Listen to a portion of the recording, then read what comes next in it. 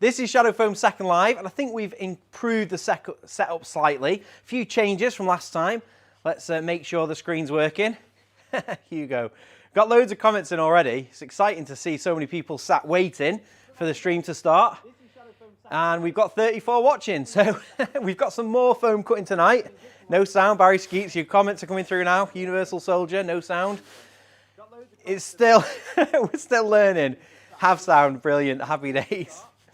I've got a monitor in front of me this time with all the comments on, and I've blown up the font. I have got to mute that though. I've also got the video playing live in front of me so I can make sure that everything's working. So each live we do, we're probably going to learn a little bit and we're going to improve. So you got to bear with me on that. So what are we doing tonight? Well, we are sorting out another drawer in the big toolbox back here and answering questions, possibly playing some darts as well.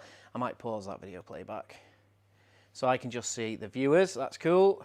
That should make it a little bit easier. So drop your questions in. If you've got any questions about foam, about tools, about anything really, drop them in the comments and I'll be getting back to you. Not getting back to you, I'll be answering them live here on stream. So we've also got the other shots. Let me just test these out before we move forward. So we've got the 50-50, the foam cutting shot. So this is the drawer I'm doing tonight. This is our Shadow Foam original. This is some of the really old foam. But it shows you it stands up to the test of time. This is probably about 7 or 8 years old. Your camera keeps moving. Yeah, it's on an AI. So basically, if I move, the camera follows me. It should do anyway. So we've got the foam camera set up. We've got wide foam cutting. So I'm just checking these all work. Have you got any more comments coming through other than that your camera keeps moving? No, I'm just checking it's all working. And then like last week, we've got darts set up as well. So when I get fed up of cutting foam, I can do some darts. So let's get onto the front camera. Like I say, if you've got any questions, get them in the chat. I can see it a little bit easier now. And basically, I'm going to be cutting and redoing this liner here into some Shadow Foam yellow. What shot should we have? Let's go for this one. And then we're putting it in this big red toolbox behind me, you can see. Yeah, there you go. You can see on that one. I'm looking at 2 different camera setups. Dart cam, yeah, we got the dart cam going as well. I've not improved much on my darts, but that's what the stream's for. So there we go, 50-50, I think.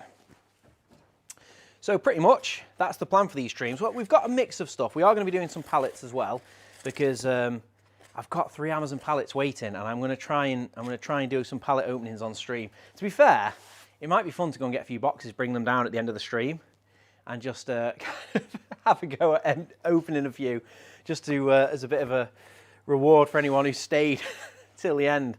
But they do look pretty crazy, the pallets. But essentially, this is a drawer here that, you know, I did this about 7 or 8 years ago, and not really had to touch it since, but a few things I've kind of added, like these 2 here need a space in the drawer, and then I've got these pliers as well, which never fit in here. So, hi from Germany, I'm working as a plumber. Which sustainer system would you recommend for me?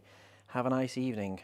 Well, I'm not really, well, for a plumber, I mean, one of my favourite systems is the DeWalt Tough system, because it's quite readily available in the UK. You can get some really good deals on the drawers, and I kind of like drawers for all my stuff, so as many drawers as I can get. So typically, I'm looking for a system that's got a good drawer selection, and also like modestly priced drawers, because the drawers can, if you want a few sets of them, they can really, really add up. Pack out drawers, you add a stack of 3 or 4 of those, and it's getting really, really pricey. I think we need to do a little shout out over on Instagram as well, Matt, if you want to take a picture or do a little post. So I'm going to put all the mole grips in size order. You can see this over here, can't you?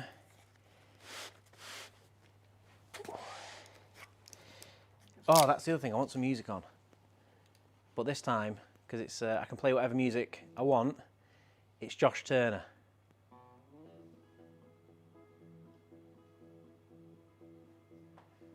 There we go. Guess the song. Where are the deals for DeWalt drawers? You can get, well, to be honest, if you search them up, you can usually get a DeWalt Tough System set of 3 drawers for like about 80, 90 quid. I think that's how much I paid for my last one. ITS have usually got pretty good deals on DeWalt Tough System drawers, like I say, and they've got a 3 drawer, a 2 drawer, and they've got a lot of width to them, so. Like a national guitar. Doo, doo.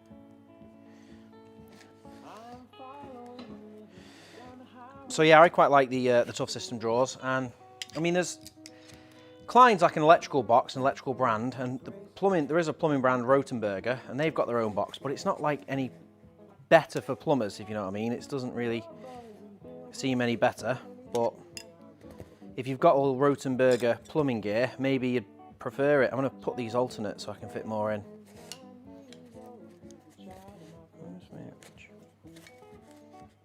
Evening, Jay. Can't stay long as the fun sponge is on her way. It's a funny nickname you've got for her there, but we'll catch up later. Really glad you're getting into the lives. Well, hopefully we'll keep them coming. I've got a lot of foam to cut, and I never get a chance to cut my own toolbox drawers because obviously I'm hunting down quirky tools or doing other projects. But I want to make sure that it's I'm still getting my toolbox all decked out, so I thought it's perfect for a live, really. Can you answer my question, Hugo? Sorry, have I missed your question? I'm thinking of getting a toolbox for Christmas. What tool brands would you recommend for me? Well, I'd have to know a little bit about what you're doing, I suppose. Hugo, what's your trade, or what's your what kind of stuff do you work on? And what's your budget? That's the other thing, you know. If you're thinking about investing in a toolbox system that's going to last your lifetime and that you can add to it, and you think you might end up with quite an extensive tool set, then you might want to go for DeWalt or Milwaukee. But if you think you've got quite, you know, I don't know really, you can kind of boil your tool set. Let's say you're working with someone, say you're an apprentice, you're working with someone and you can already see the tools they use on a regular basis and they don't need huge amounts. You might want to get like an Abauer Connect system or the new JCB sight system, which we're going to be doing a video on very soon. Which are a little bit more like, it's a 3-stack, triple stack toolbox. You can add to it, but the 3-stack will get you pretty far. And it's like 100, you can usually get them for 120, 130 quid, especially on Black Friday, around this time, Black Friday. When are you doing a Makita live stream? I could do whenever. Have we not got any Makita? No, there's the Makita panels over there, but I don't know what I'd stream with Makita. I just did a video on Makita, the big rolling toolbox. Did you see that one? Pat Bird, did you see the Makita kind of suitcase, rolling suitcase that we did? That was pretty beastly. I could roll that in. I think that's, where is that? It's over there, isn't it? I can roll that in later. I don't have to do it now, but I'll roll it into shot and show you the beastly old toolbox. I'm going to be 11. Right, good on you. Right, so if I was 11, what toolbox would I have? I would focus on tools probably, I think, Hugo, and I would keep your eyes peeled for a good value toolbox at a car boot sale or at a on Facebook Marketplace, or you know, drop the hint to all your relatives that you're looking to grow your tool collection and see what they get you. That would be my take on it. I think what you want to be doing is if you enjoy making stuff, then I'd get tools. You can make a lot more stuff with tools than you can with a toolbox. Hi from Sweden. How you doing, Nuke? And then we've got Ken Haley. Have you got any more tool shows lined up? I love seeing new tools coming out. We have actually. Harrogate Woodworking Show is next week, isn't it? The week after next. There's a I feel seasick from the AI camera. I can't stop it. Look, it's hand motion. There you go. Now it won't move. How the world that we're in, hey? There you go. That might help you, Rich Cook. But I have to remember to turn it off and turn it back on again. Have you got any? Yeah, so Harrogate Woodworking Show is the week after next, and if you search that up, it's quite a nice little like low-key tool show. You really wouldn't know about it unless you were in the woodworking game. But if you're up north, Harrogate Woodworking Show it's like a cross between a tool show and a bit like a tool jumble, like an auto jumble, because there's lots of booths that have like crates of tools, and you can get them, you know, like you imagine all like supermarket shopping trays all lined up, and then 50p, £1, £2.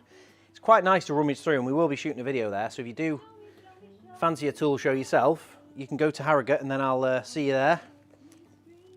So we've already talked to the organisers of that show and they know we're coming, so that one's pretty much nailed down. And then on Thursday, Friday this week, there's another tool show in London.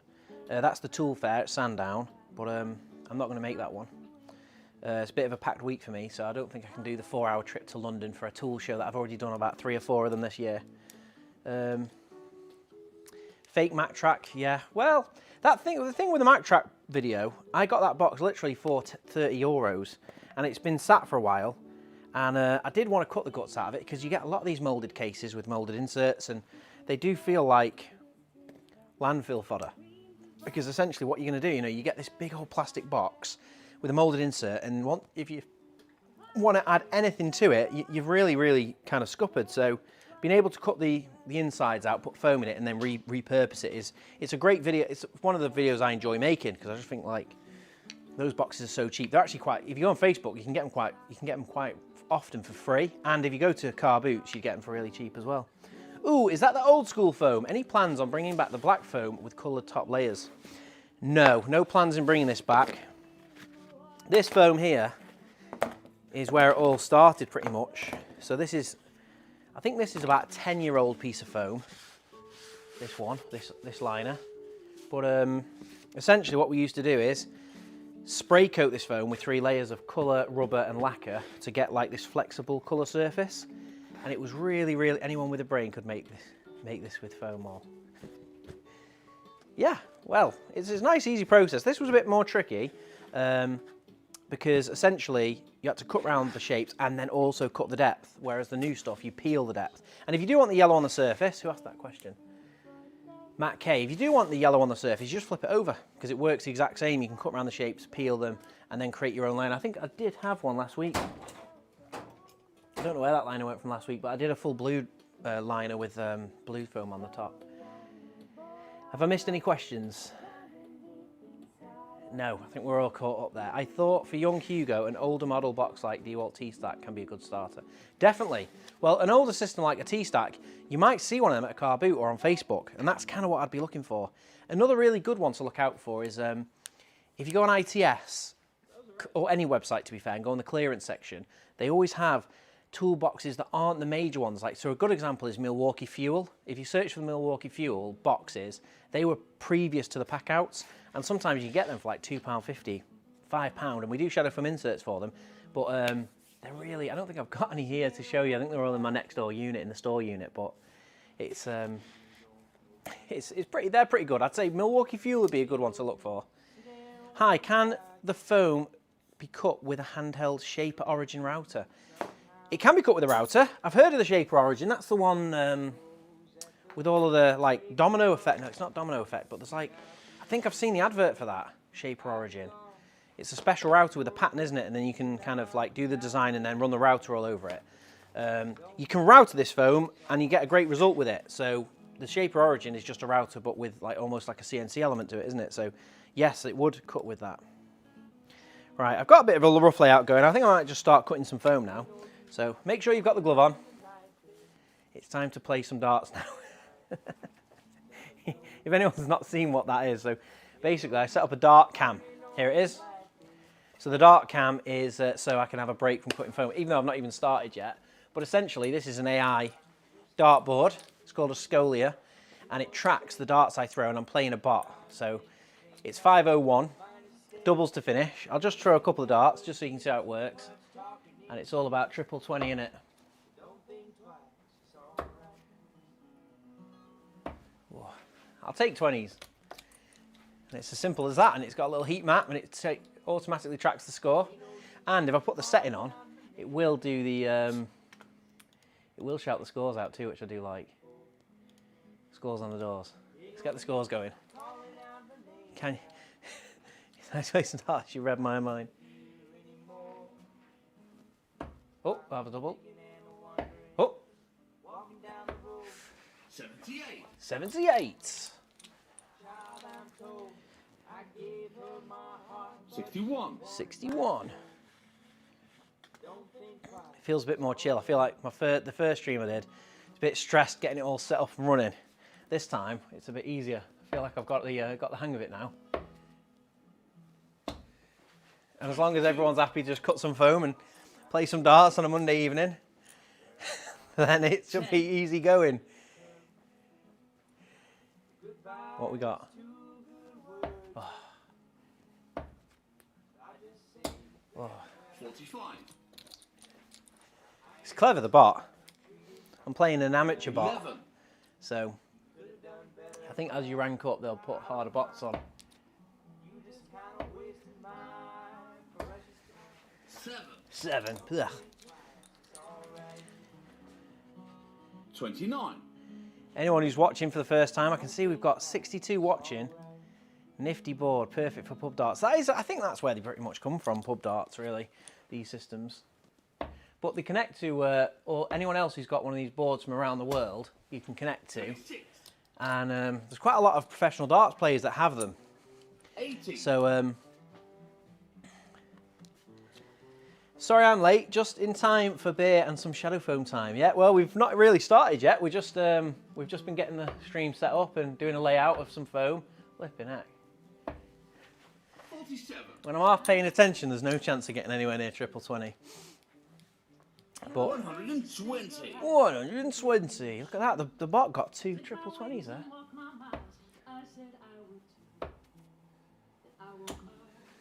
37.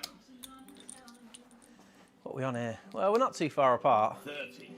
That's mad. If you can play darts with someone else in the world, yeah, you can. And it's really accurate as well, because if you put your hand, there's 3 cameras staring at the dartboard, and if you put your hand there, it won't register the score.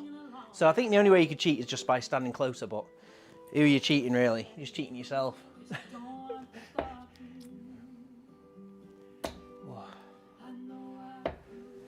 I do enjoy darts, but I could do with playing more to try and get pretty good at it. Are you planning on having guests on live stream? Absolutely, Pat Bird.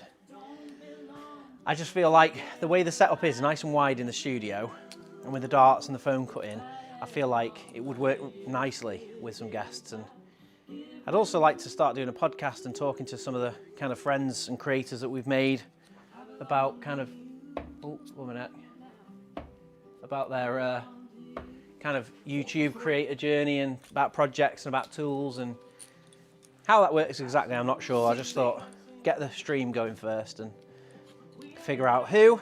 Ooh, there's an owl in the chat. I don't know really. We've definitely made some great connections. I've obviously done a video with Colin Furs, and if he was up here, I'm sure he'd hang out on stream. He's such an easygoing guy. He's, I can well imagine he'd be here. Rich, thank you, Jona. It's so much nicer without the motion. Oh, no worries, Rich. We're living and learning on this stream. I do quite like the AI, but it is quite quick, isn't it, with its... 22. I'm not even looking at the score. I'm on a double now. I'm on an out for 50. double 14. Double 14. Come on now. Oh. 9. 9. Oh, that's put me on an odd. I don't 7. use foam for tools, but for fishing tackle. That's pretty cool. I've seen some really cool. On Instagram, we get tagged in and share. A lot of people share their pictures of the setups with us, and I do see some really cool fishing setups with spools and reels, and it's unbelievable how expensive reels can be. What are we on here? 19. That's no good. I was going for 1. Double 5. 9.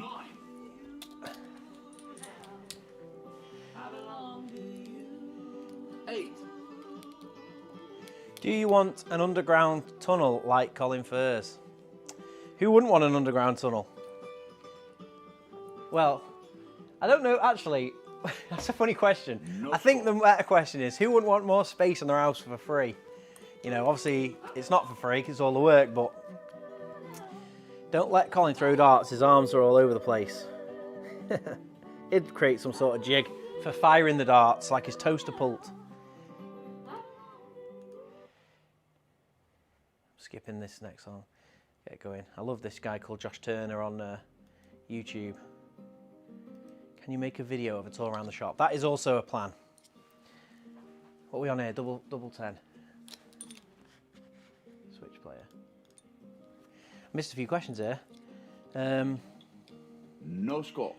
Evening. Would you still be prepared to come in store and give a demo? Tea Garden. I don't know what that is, Tea. Why, did you remove that? Did you not? Oh, he must have removed. Oh, he retracted it. We can do demos, but it just depends, really. It's obviously we have a few retailers, so we usually do it for our retailers. Can you make a video of a tour around the shop? That was the question I was answering, Hugo.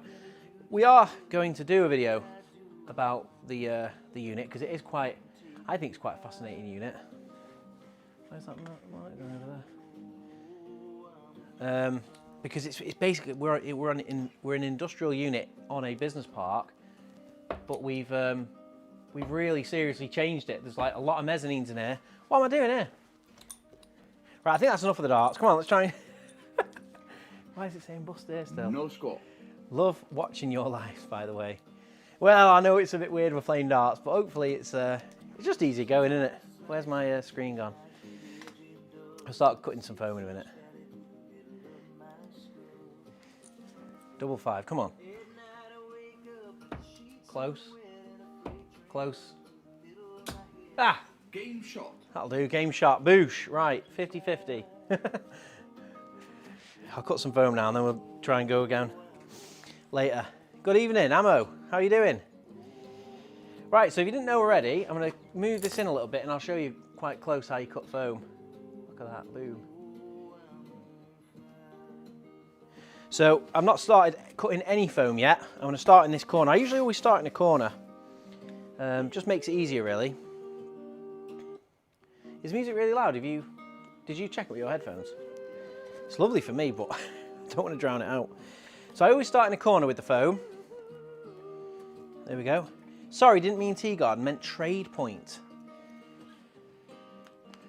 Yeah, well, we actually sell on B&Q now, on the B&Q website. You can get shadow foam. So I actually spoke to, might be you. Is it you, Phil, from Northwich B&Q? Because I'm sure I spoke to, I think it was Phil. Maybe I'm getting that name wrong, but I spoke to a lovely chap from B&Q in Northwich who watches the videos, and he asked a similar question about doing a demo in Trade Point. Have you travelled down under? Well, actually, my brother lives in on the Gold Coast, and I've been over to Oz twice and absolutely love it. I love Australia. It's fantastic, and love to live there. Don't know forever, but you know, live there for a little bit. We've only really done like 2 or 3 week spells there. It feels like you need to kind of do a bit longer because there's such a long flight and such an expensive trip. Loving the new live streams from Adrian. He says, a reason to look forward to Mondays finally. I plan to get some shadow foam to hold some custom printed product samples, but need to decide on a case first. Yeah, I'd look at the, you know, some nice cases that are quite reasonable are Nuprol, and I think they're rebranded now Parrot cases, but they're like ABS cases, very similar to Pelly, loads of different sizes, but much cheaper and very, very reasonable. They're really popular in the airsoft community, but they do have other sizes too, and we make inserts for them, and they're just dead reasonable, really. Pelly are great, and the reason I like Pelly is because I've had some right old tatty cases coming here that are Pelly, and I've rung up Pelly and they've honoured the warranty. No receipt, no nothing, just like I've shown them a picture of this absolute tattered case and they've just replaced it. So you can't really beat them on service, but they are very, very expensive. Ammo, good thanks mate. Me and the missus just smashed a kebab for tea, lol. I hope you're good. That sounds good. I just had a slice of pizza before the stream started. And it was just in the nick of time, I'll tell you, because I didn't eat anything today, and then I thought I'll order a pizza and it might arrive here just before the stream starts, but just to take the edge off. So I haven't even talked through that first one, so all I've done there is just cut around the shape. As always, just the same scalpel and glove, that's all I'm using, you know, canty cut glove and then a scalpel. I'm just cutting around it, getting the template on the foam. Once I've kind of met back up the start, take the tool out of the way. Oh. Get the item out of the way, go back, cut it deeper. And just, in terms of how deep do I cut, I'm literally cutting like 40 mil into 50 mil foam there. So I'm cutting right down, it doesn't really matter. Mark Petch says, did I hear you say you do shadow foam to fit a D-Walk box? We do foam to fit every single box available, pretty much. If you go on shadowfoam.com and go on the brands, kind of find your brand page, we have inserts for every D-Walk box ever made, T-Stack, all the different generations, the tough systems, all the different quirky boxes, the charging box, and our inserts will fit perfectly inside. and they take into account the radiuses and all the ribs and all that, and then we have them in all the different colours, on 9 colours. Should pineapple be on pizza? I'm not. That's Matt. Matt said absolutely not. Matt, who's my video manager, cameraman. Me and Matt work together doing all the videos. He only likes a cheese pizza. I, to be honest, like to mix up. I'll put anything on a pizza. Not well, within reason. I'm not sure about fish on a pizza, but my brother-in-law stitched us up with a flipping tuna pizza the other day. I wasn't a big fan of that. Well, I don't mind pineapple on a pizza. What would you say is the best tool show in the southeast? Southeast? I'd say probably you're, quite lucky because you're southeast. That means you're London way, doesn't it? So you've got a show on Thursday and Friday this week, which is at Sandown Racecourse, which is Tool Fair, and that's the one that I've done a lot of the videos on, the Tool Fair. So I would definitely recommend that one. And then also there's the Tool Fair also do Ali Pali or Alexander Palace, which is London.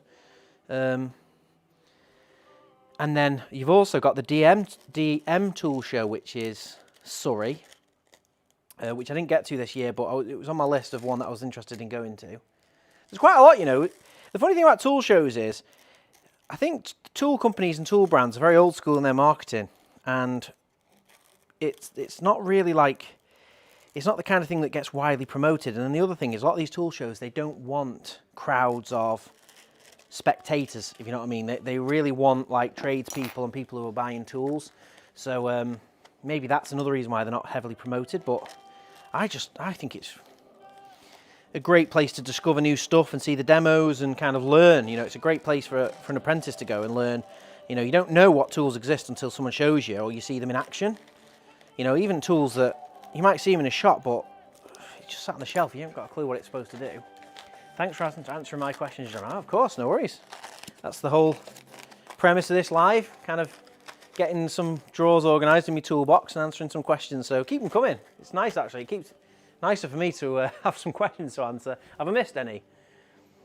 Any plans? I missed that one, Aaron Leder. Any plans to expand to the US? Would love to join the team. Oh, cool. Well, yes, we are actively working on America at the moment. Literally, that's what I'm doing most days, to be honest. Not all day, but quite regularly sorting out some of the stuff to get us to America as soon as possible and as smoothly as possible. So we're setting up a full distribution kind of warehouse in America. So it's our own kind of warehouse production facility, because we make so Shadow Foam's all made in the UK, all the different profiles, and we plan on setting up a manufacturing facility in the States near Philadelphia. So we're already hard at work getting that done, and it should be the very early start of 2025 we should be up and running. I'd say, we'll have boots on the ground there making things happen like February, March, and then probably open for business come Easter time, something like that. Cheese pizza is king. Well, my favourite pizza. That's a good question for the chat. What is the best pizza? I've not asked the chat any questions yet. Where's the best pizza from? Because for me, it's all about stone baked pizza and like a chewy thin crust. That's kind of my favourite pizza. But not many places do that style of pizza. All of the chains do thick, heavy, kind of stodgy crusts, in my opinion. It's still okay and not bad or anything, but.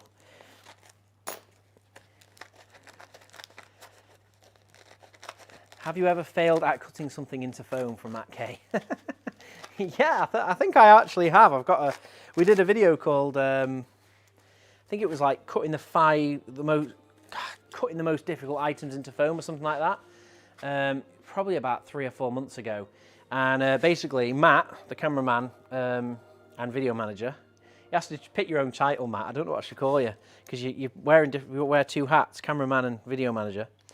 He accepted all these weird items that sponsors were kept offering us, and one of them was a big paint mixer from Evolution, and that was a nightmare to cut into foam, so I'd say that was a pretty big fail.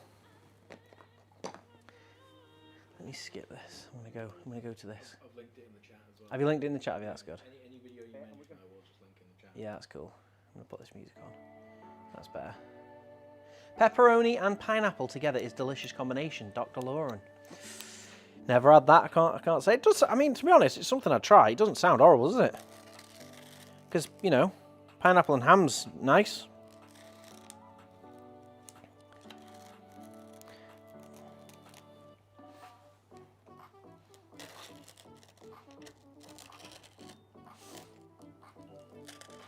Matt Oddjob. That's it. He's pretty much focused on video and cameramanning, so it's got to be a combination of those. I don't know, what would you call it? How do we link that together? He's like the director, Matt the director. I couldn't find any teal coloured shadow foam on Amazon. Don't look on Amazon, Pat, because firstly, Amazon are swines. I'm not very happy with Amazon at the moment. We're not on there at the moment. We're usually on there, but we've had a bit of grief with Amazon over the last few weeks. Just because their system's automated, you can never speak to a person if you need any support. It's always just some sort of algorithm thing. And we've had a bit of a nightmare with some of our listings on there. And right now, we've just knocked it all on the head until it gets sorted. So if you want shadow foam, go to shadowfoam.com because you get the best price. Looking now, I'm looking at the screen, but that's the camera. Go to shadowfoam.com, it's the best price, and that's where you'll get all the different deals. So we have like bulk discounts. So if you buy more than one of anything, you'll get a quantity discount. If you spend over 60 quid, you get a free cutting kit, which is like pretty much essential. You need a cutting kit to cut foam, and it's got everything in it you need to do it. It's all I use, and that comes free with all orders. That's RRP is like 15 quid, and it comes free with all orders over 60 quid. And then we've got a pro cutting kit, which is this and more stuff, which comes free with orders over 122. And then we've also got other offers on there all the time. So definitely shadowfoam.com is where you want to get it from. Exciting. Next stop, Southern California on the West Coast. Well, when we go to America, it'll all be again like an e-commerce setup. So it'll all be sold from shadowfoam.com, and then hopefully free shipping across the States, but we'll have to just... The US is a much bigger place and a more complicated shipping setup than the UK, whereas you can offer free shipping across the UK, and it's... What's UK the size of one of your bigger states? And they still have trouble shipping things to the Highlands, don't they? I think Matt is already a title. It stands for Multi-Mission Advanced Tactician, Tactical Terminal. He can do anything, he can. Oh, Matt is a very versatile machine. Jona, can we meet the staff from Rich? Well, Matt's here, so I could, here you go, I'll let you meet him right now. I'll show you how good this AI camera is. Just stay where you are, Matt, don't worry. Matt's diving out of the way. So this camera here has got a little jiggery in it.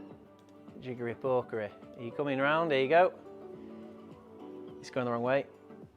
So it's a point tilt zoom, this. So you're getting a look at the behind the scenes here. So that's the dartboard, that's the streaming setup, that's the woodworking shop, that's the ideas board, and here, that's the toolbox collection.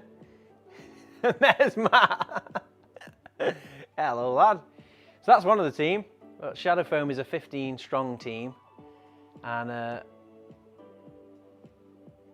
they are all in different videos. If you go across, there's a couple of videos where we've got more of the team in them. But you can kind of click through the videos and you'll see. Hopefully I've not jigged it up now. It's going everywhere. I can't put it back on AA though, because Rich won't be happy. Is that about right? Yeah, there we go. And I'll zoom it out a little bit as well, this, because that's like crazy close up. There we go. Jack of all trades, master of none around here. That's what you've written, have you, Matt? Yeah, agreed. Rich says, thin stone baked with good quality ingredients is the only way. Screw the stodgy, doughy crust. Sometimes you've got to have the doughy crust Dominoes to get you through. That's just what I ordered a minute ago, because it's the closest place to where we are. But it's much nicer to get one quality pizza than loads of stodge, in my opinion. Let's me catch up on some comments. I had the same problem with Amazon too. I know what you mean. Yeah, it's annoying, Amazon, because obviously it's when you're trying to solve a problem, it's so convenient to go there and look at what's going to be shipped to me next day. I actually find Amazon to be quite inconvenient sometimes, because it'll say tomorrow and you think, oh, fantastic, it'll be here tomorrow. But sometimes you're getting deliveries at 8, 9 o'clock at night, And you're thinking, that's no help. You know, if you're going on holiday or you need something, you need it in the morning, don't you? And they don't have an option to get things in the morning. So tomorrow, sometimes it's hopeless. You go on Shadow Foam and you order from Shadow Foam, everything ships next day, and it's very unlikely it's going to be delivered to you later in the day, because the way that the couriers we use, which is Parcel Force, their vans go out, deliver everything in the morning, and then they have an empty van, then they do all the collections. So mostly Parcel Force deliveries are all earlier on in the day.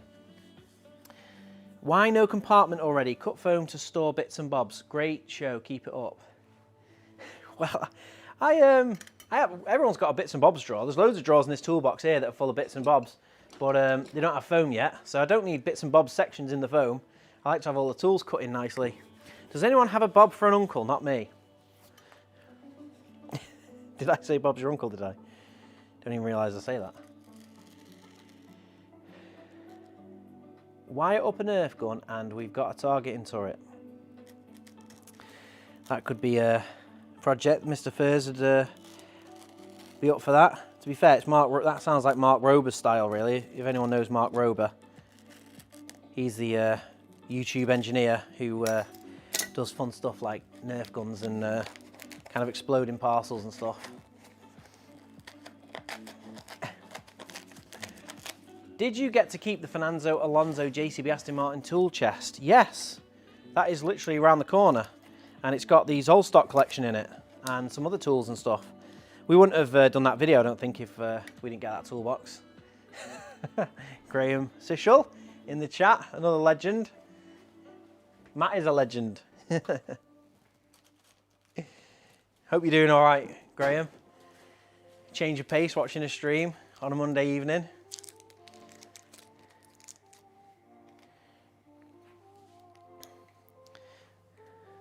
So Graham is hard at work on the America plans, for someone who asked about America earlier.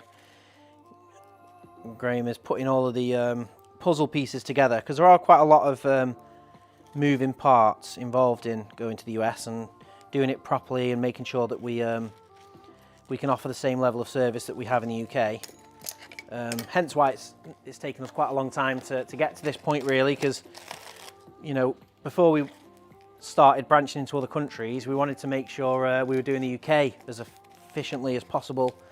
But I think we've got the UK kind of well handled now. All the orders go out next day, and we've got great capacity. We ship a lot of orders into the UK and Europe by road, but you just can't really ship anything internationally for any good value, because as soon as it goes on a plane, price gets crazy. Is this weekly Monday thing now? Yeah, well, we're gonna try it for a few weeks, and to be fair, I'm already feeling positive about it.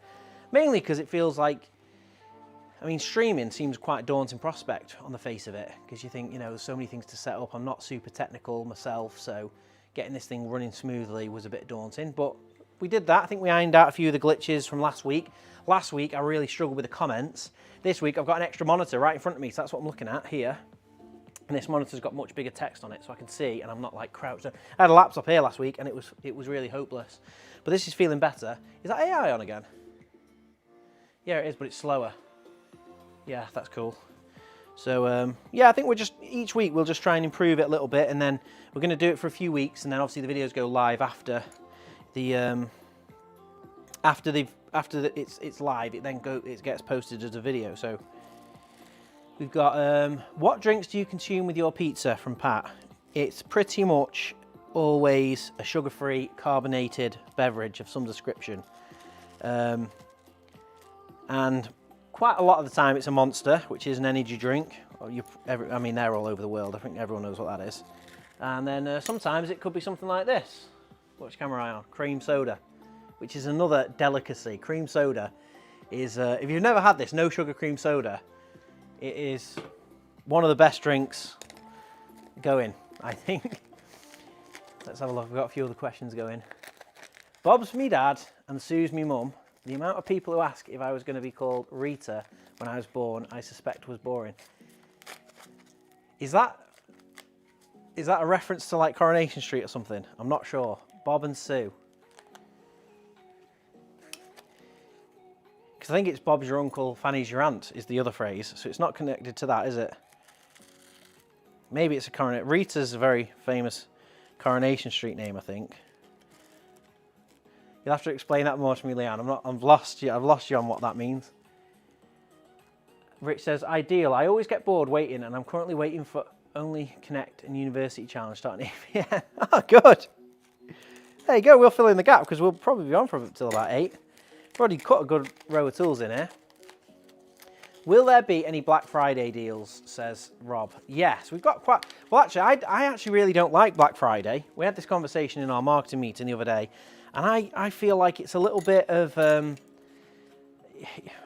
it's kind of good, kind of bad. I'm not... Let me know, what does everyone think about Black Friday? I'm not a big fan of it. I just feel like it adds pressure. All these deals coming out, and you feel like you can't buy anything, you can't really prepare, you can't... kind of, you're almost like for this month, you start second guessing buying anything, and sometimes you just want to get something, get cracking, and then you're having to wait, oh, is Black Friday going to be a better deal, and is it going to be good? So we are going to be just doing we've always got deals on the website, we've always got our like get a free cutting kit, and we've got bundle deals, so we're going to have a discount from the 15th of November across the whole website, and you'll get an email about that, and there'll be, we'll share it on social media, we'll talk about it in the videos and stuff.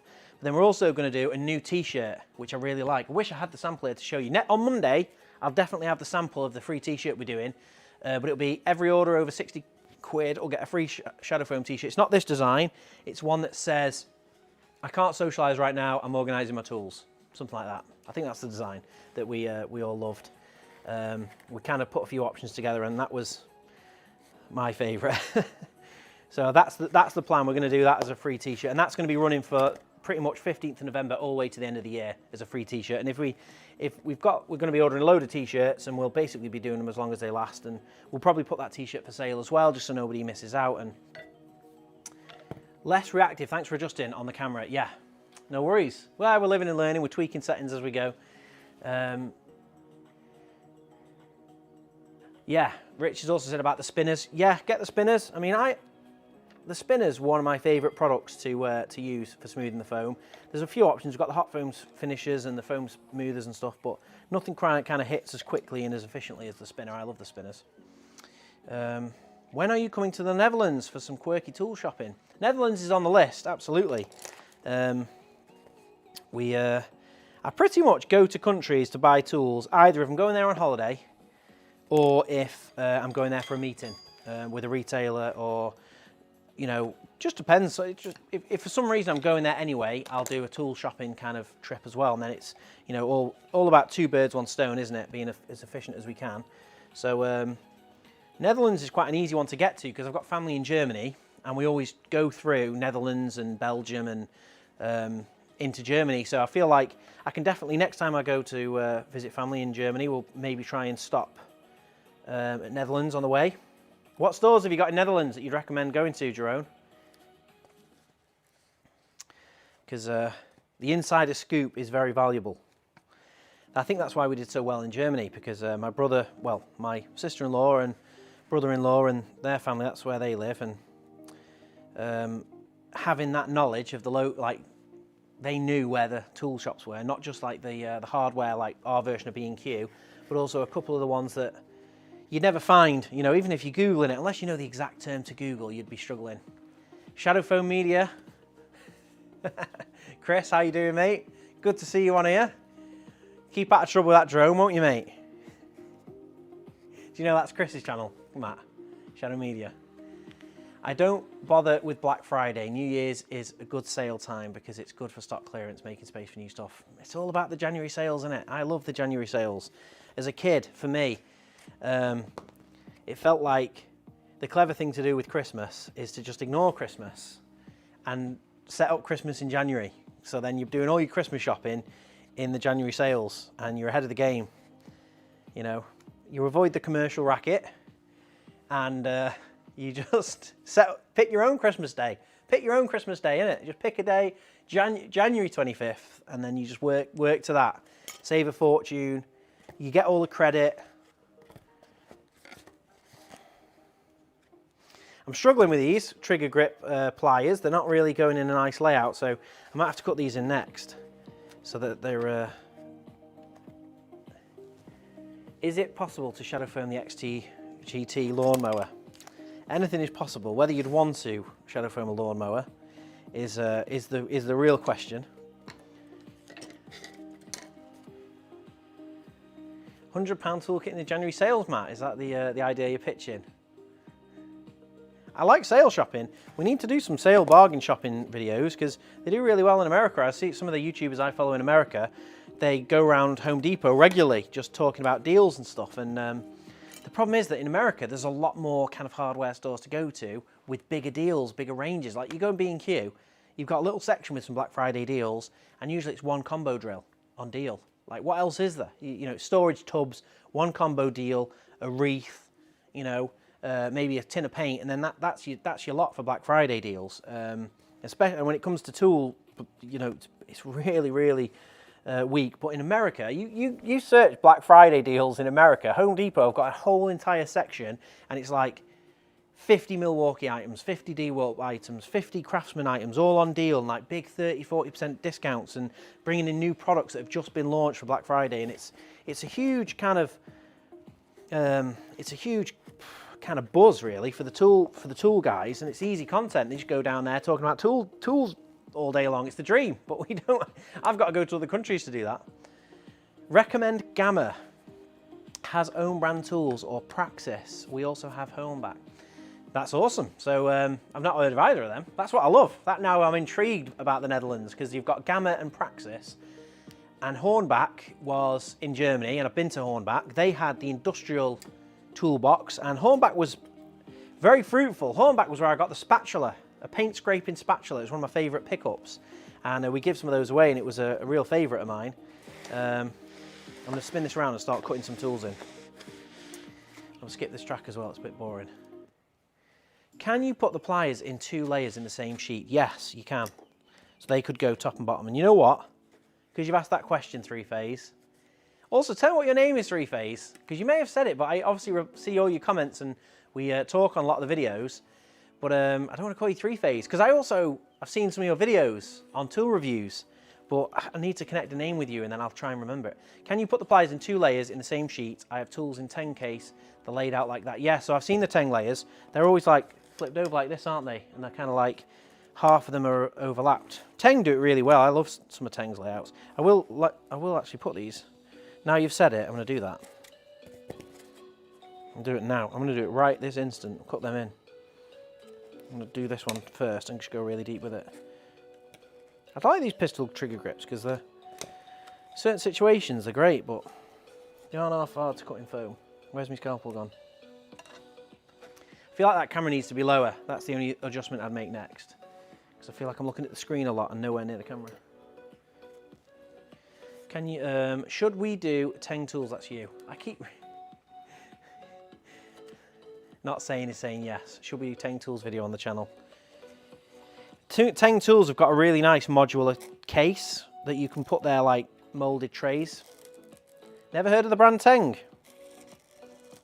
Teng are Australian, but they are pretty much everywhere. They're the ones with like the no fear eyes. Kind of reminds me of the Halfords project you did, where Yeah. you've got 6 blow molding inserts. That's exactly what the Teng case is. It's the same as the Halfords, where it's kind of like it's a case that's designed for 3 modules.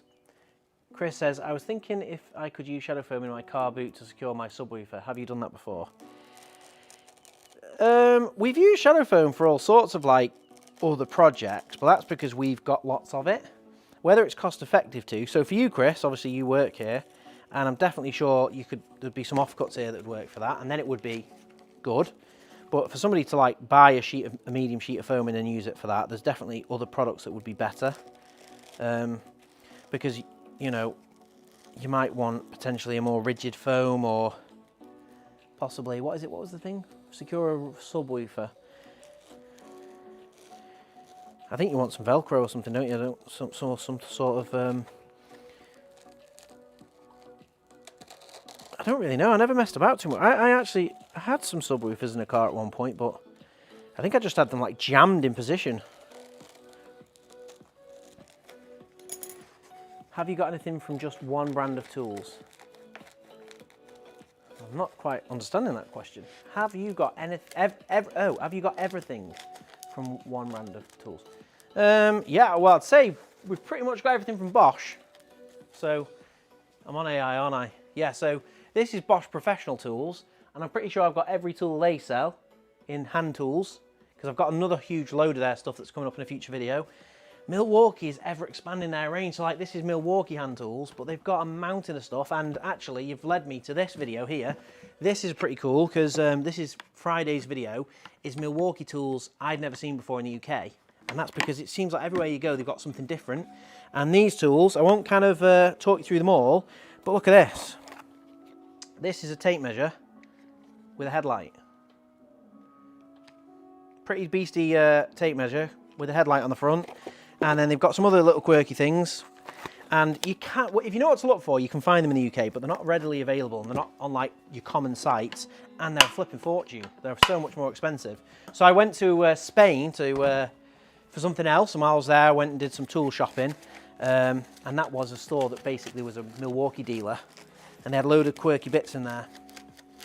So I feel like, you know, I've got a lot from each brand, but these brands are always releasing new stuff and expanding their range. So will I really ever have everything? Tenga Swedish. Interesting. I don't know where I've got Australia from then, but I was pretty confident they were Australian somehow. I know Ox Tools are Australian, you might correct me on that now. Ox Tools are an Australian brand. Teng, maybe they're just big in Australia, maybe they're just really popular in Australia. But Swedish, maybe they're linked to Bacco, even though now Bacco are owned by Snap-on. They're all kind of intermingled, aren't they? Teng Tools are Swedish but made in Taiwan. Well, makes sense. Lots of stuff's made in Taiwan, especially tools. I bought the Halfords Advanced socket set, 99 quid when I was 18, got my first car 20 years ago. I got a lifetime warranty. I've had them replace stuff when broke. Is it still brilliant? Yeah, flipping is, but my first set of screwdrivers was it was amazing. You bought like 4 litres of oil from 4 litres of oil from Halfords, and you got this free screwdriver set, red and yellow, and quality screwdrivers. I've still got them, they're in a kit, not here where I can put my hands on them, but, and like you say, lifetime warranty. I was servicing my own car, so I think I got like 3 or 4 sets of them screwdrivers and gave them all out. Different ones. My name is Donald. Is it Teng Tools roller case I have that I need to revamp a bit? The blow molded inserts are starting to split. They are Swedish tool company, prominently automotive. Yeah. Well, yeah, you can. We just did a video on a case with a blow molded insert, and you go on our YouTube channel and look at last week's video, the Milwaukee, the Makita box. I took a blow molded insert case and chopped it up and made a custom one with shadow foam, and it's a great way to repurpose a case and get more life out of it, and also tailor it to how you want it to be. Keep the questions coming though, guys. I'm loving it, the fact there's so many questions coming in. Dean Doherty says, Milwaukee, not a good brand. Who's Dean Doherty? He's not Ken Doherty, who's the only Doherty I can think of, snooker player. The repair guy, says the repair guy. I don't know. I mean, the thing with Milwaukee is they have a huge range of tools, and obviously they don't make them all. They may make some of them. They are trying to bring some tools back to the USA, so they do make some of their own tools. But when you've got such a good range, they can't all be hits. Some of them are misses. And, you know, since we're talking tools, so in this panel here, one of my favourite tools is this one. Let me go on the wide shot. Choo. So one of my favourite tools is this one. This is a pair of bolt croppers, and you twist that and then it extends. So it's like a really good pair of bolt croppers, but it goes really small. So for me, that's a winner. That's a really great product. And then I'd say the Allen keys are a bit cruddy. You know, they're not great, and they've got this really big plastic holder and it's a bit clunky. So not a big fan of the Allen keys. Their adjustable's a bit of a mess. I always laugh at their adjustable because Milwaukee own Ryobi, and Ryobi is the DIY budget brand and Milwaukee is the premium brand. But let me go on the close-up cam. This one. Which one do you think looks better out of them two? One looks really cheap chrome vanadium, doesn't it? and one looks like a really nice premium finish. And Ryobi's the cheaper one, and it's the cheaper brand with the cheaper kind of marketing. Milwaukee's premium. What's going on? So that's how it is really with most tools. It's with most tool brands, they can't all be misses. They can't all be hits, especially with these power tool hand tools, because they're all rebranded. If you go for Baco, everything's good quality, isn't it? Because that's all they do is Swedish steel, Swedish made tools, and they patented them or whatever and designed them. And how do we get back to this one? Foam cutting, 50/50. Saw the Perkins video on Milwaukee's new tool. There are some sweet tools, yeah. They just have some great stuff. And the thing is, they're always like developing new stuff and innovating new solution products. So you really can't grumble really, because if there's someone out there who's making tools that solve new problems, then it's making life easier for someone, isn't it? Live and learn. Didn't know that. That's it. Well, a lot of these brands are kind of discreetly owned by the bigger brands. I mean, if you wouldn't, it's like, if you look at there's an infographic. If you search tool brand ownership, there's an infographic that shows like probably 200 brands are owned by like 10 companies. You know, Stanley Black & Decker own crazy amounts. Stanley Black & Decker own DeWalt, and then they own Facom, and I'd have to get the infographic up, but you could keep naming brands and they're all owned by. And then TTI Group is the one who owns a Milwaukee and Ryobi, and then there's like Chevron Group who own Flex and Skill, and Snap-on own Baco, and there's a lot of them are linked. Ryobi are okay. I like Ryobi, quite happy with them. Got a good range of cordless tools and can't grumble at their stuff. It's always pretty decent. Colin Furr's been using it for years and he's done loads of stuff, hasn't he? Have you figured out a good way to maybe embed magnets in the foam to achieve a better grip on heavier tools that may tend to fall out when lid mounted, for example? No, is the answer to that one. You can't. I mean, what I've done in the past with magnets is I've cut them in from the back, and that way the magnet's held in by the foam and it can't go anywhere because there's no physical way for it to be through. And then I've glued the foam into inner lid. The only problem is you do lose a bit of the power of the magnets, but I did that a couple of years ago, and rare earth magnets are like getting, I don't know what they're doing with them, but they're getting more and more powerful and more readily available. Some of these magnet fishing guys have got like quite a relatively small, innocuous looking magnet, and it's crazy amounts of power. So, you know, get a really strong magnet and embed it in the lid and you'll be laughing. No one owns Makita. That's true. There are a few brands that are kind of like out there on their own. Like Klein Tools is one like that. Standalone.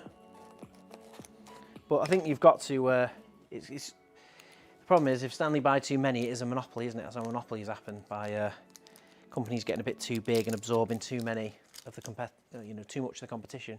Are you going to do Draper Tool Wall? They are kind of a UK tool company. Yeah, I like Draper, and we spoke to Draper. I actually did a huge amount of Draper tools for our video with Accelerate Motorsport, which is a British Touring Car Championship team, and we cut a load of toolboxes for them and with them, and spent some time at their kind of workshop, and it was great to be around the workshop guys, the kind of getting the cars race ready and stuff, and that was all Draper stuff. Draper is very similar to Sealy in the fact that they're all kind of white label tools that are made in a different factory, and then they've been branded as Draper and such, but I think they both innovate in their own way, so you almost have to like spend time with them all. You know, you almost have to, I'd have to see Draper at a show and then get them to explain to me what are the good point, what's the good tools, what's the innovations, what's different. And I think I've never seen Sealy at a show because they do a lot of the automotive shows, which I haven't been to yet, but it could be on the list. Good video, that one. Yeah, did you like the, I enjoyed doing the racing stuff, because you know, how often are you going to get to be around that kind of energy where they've got a race weekend coming up and they're stripping the cars and getting them all ready, and it was quite interesting to be around that and then doing the tools. What are your thoughts on iNail tools? I really don't mind them. I think I was talking about this in the last stream. I think they've got a weird reputation in the UK because they're kind of, the way that they've been positioned, they're always positioned in like budget tool shops. I've seen them in like Home Bargains, but in Europe they have a much bigger range of iNail tools, and they'll have like a full aisle. We went to one shop called Tomb in Germany or France, and it had like a full long aisle of eye nail tools. It was a bigger range than Ryobi, and it was positioned as like a mid-range, but you know, professional, comprehensive range of tools. In the UK, you really don't see that much, so it's hard to get, you know, they don't seem like as good of a tool really. And I think it does feel like quite a crowded market, doesn't it? When are you going to show the folding ruler collection? Good question, Alistair. That is in next Monday's stream, so make sure you schedule your, put it in your calendar that this time, next Monday, I think the ruler collection is at 46 folding rulers, all different brands that have come from different places. And I've got them in that JCB toolbox, which is the Ameco kind of F1 collaboration box. And there's 3 full drawers of folding rulers, and they're all going to get organised on next week's stream. And obviously we're going to keep collecting them, but at least that way I'm going to have a couple more drawers cut in. Have I missed any questions? My go-to tool is Festool. Yeah, we've done. I like Festool. I just can't afford it. It's too expensive, Festool. I feel like they're too expensive to just have sat around.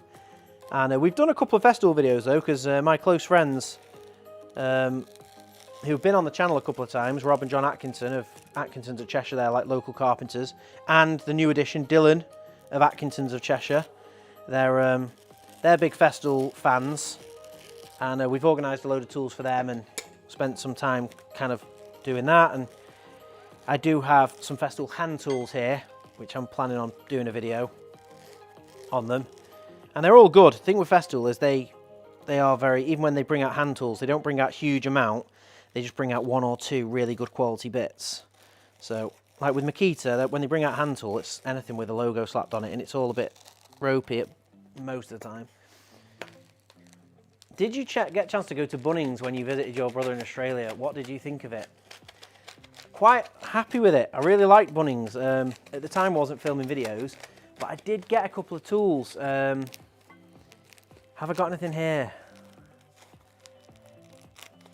I got, I think I got some, oh yeah.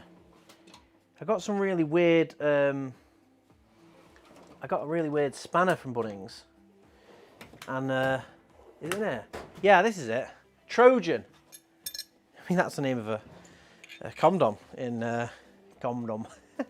Say that word after, but that's the name of a condom in the UK, Trojan, but in Australia, it's a spanner brand.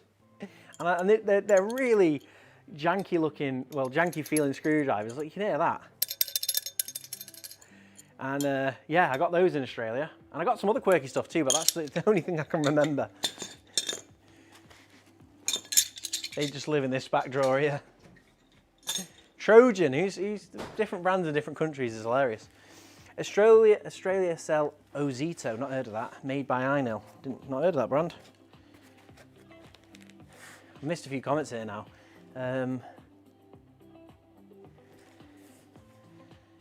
Yeah, so Rich and Ammo, both Inel users. Yeah, it's good stuff. Like I've never really had much of it, but we did look at it quite a lot in Germany, and I was really surprised at the sheer extent of how much they had. This entire aisle full of stuff, all quite modestly priced. All it's positioned as like better stuff, basically. Bunnings is a hardware store in Australia. Yeah, massive, much bigger. Like it's hard to believe that. I think in Australia and in America they have the luxury of space. They can spread everything out a bit more, whereas in the UK everything's just so jammed in. So you just don't get stores at the same size and scale as you do in Australia. And it's not as if the population of Australia is, you know, it's less than the UK, isn't it? So they're clearly, I reckon they'd have the market for a bigger store in the UK, but just the way that the prices work or something with the space and the square footage or whatever. But sad that we don't have bigger stores and better stores in the UK, really.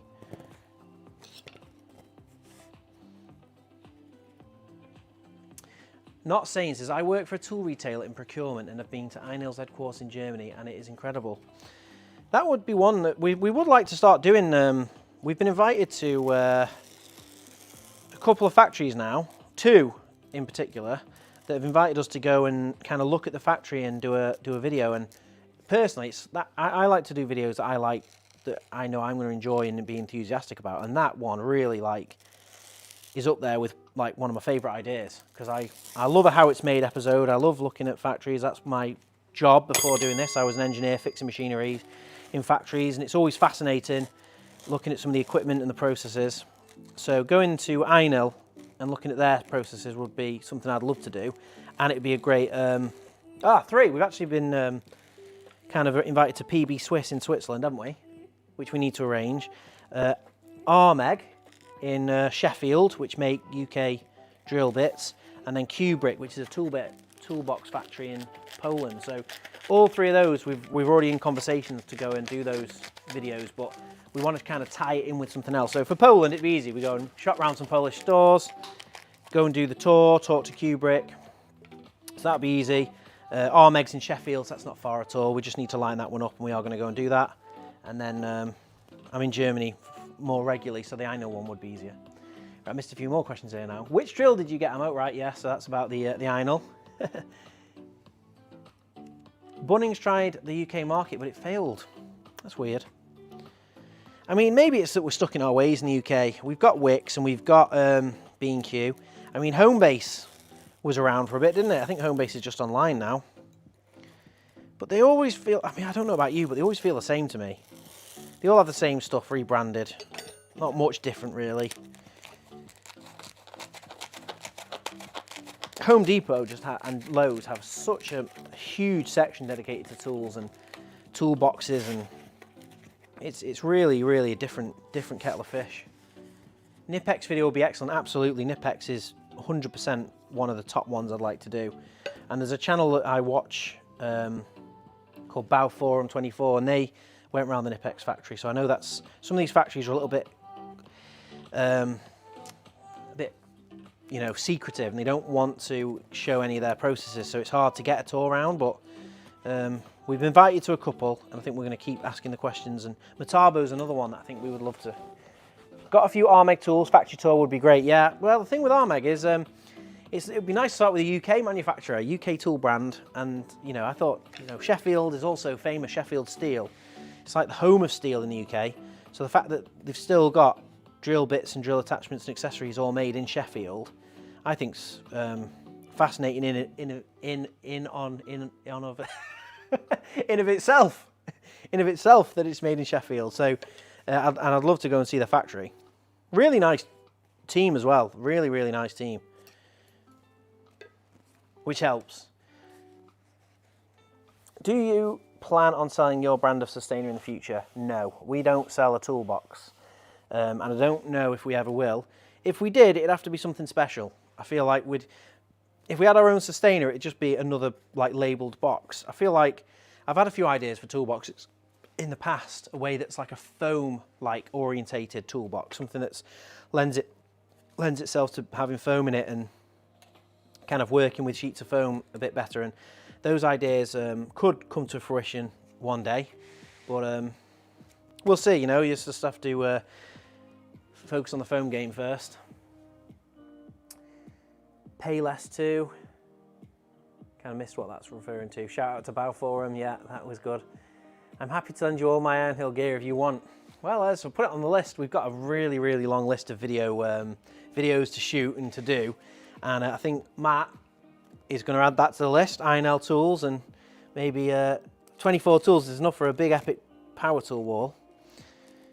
Problem is, at the moment we're almost got too many ideas, not enough time. So that's another reason why we thought the lives would be a good idea, because a lot of this foam I never get round to cutting, and may as well cut it as content. That's what we thought. I'm cutting foam, may as well be talking to everyone at the same time. Payless was a DIY place. Yeah, I reckon. I thought when I read Payless, it sounds like an American store.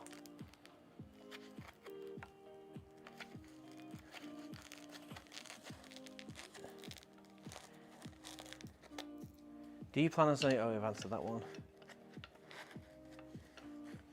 Well, I've not had an invite from INIL yet, but we haven't really ever spoken to INIL. We spoke to a lot of the different brands, but they are at the show this weekend. Not this weekend, this Thursday and Friday. They're at the show in Sandown Park, right near London. And they haven't been at any of the other shows, so I don't know whether they're just at that one as a one-off or they're going to try and be at a few more shows. But that's the kind of place that I meet the marketing managers, meet the team, and talk to them about kind of video ideas and if they want to be involved in content and stuff. There you go, you've had it from Matt. Einol tools are on the list of ideas to look at.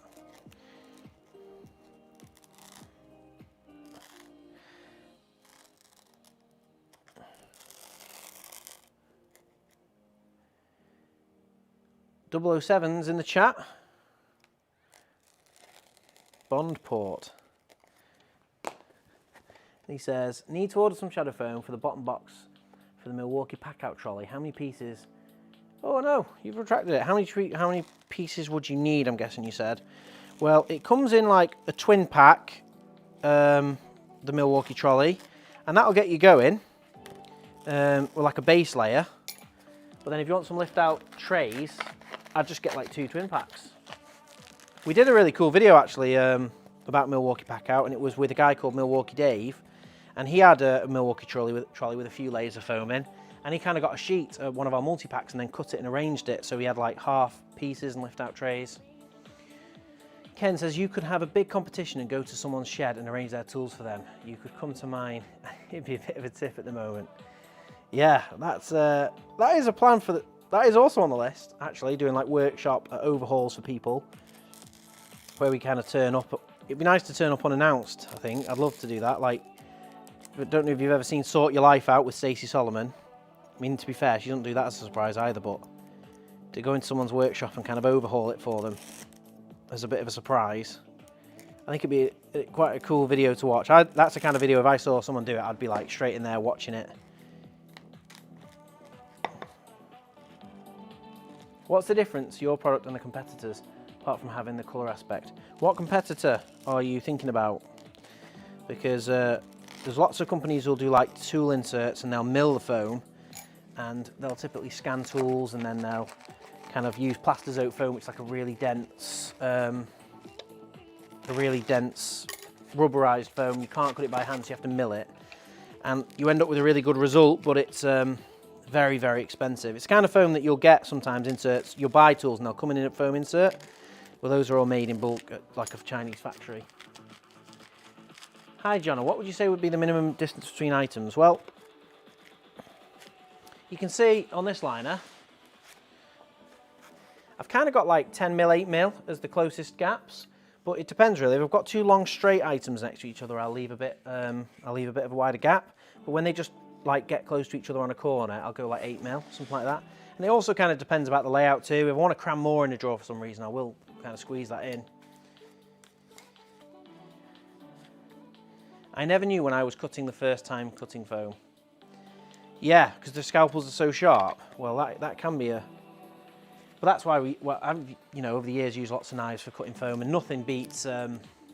we don't talk about Kaizen. Is that what he said, Kaizen foam? Kaizen foam is very similar. It's a cut and peel foam at the end of the day. It's a different kind of cell structure. I've got some, but I'd have to run up to the other warehouse to get it. And it's kind of like a grayer top layer. It's got a bit of a wave in it. I'll say all day, obviously shadow foam's better, but if I do a comparison, shadow foam's better. But it's horses, you know, in America, Kaizen foam's a lot cheaper, isn't it? Because it's shipping in America, it's made in America. We're obviously going to go to America with shadow foam.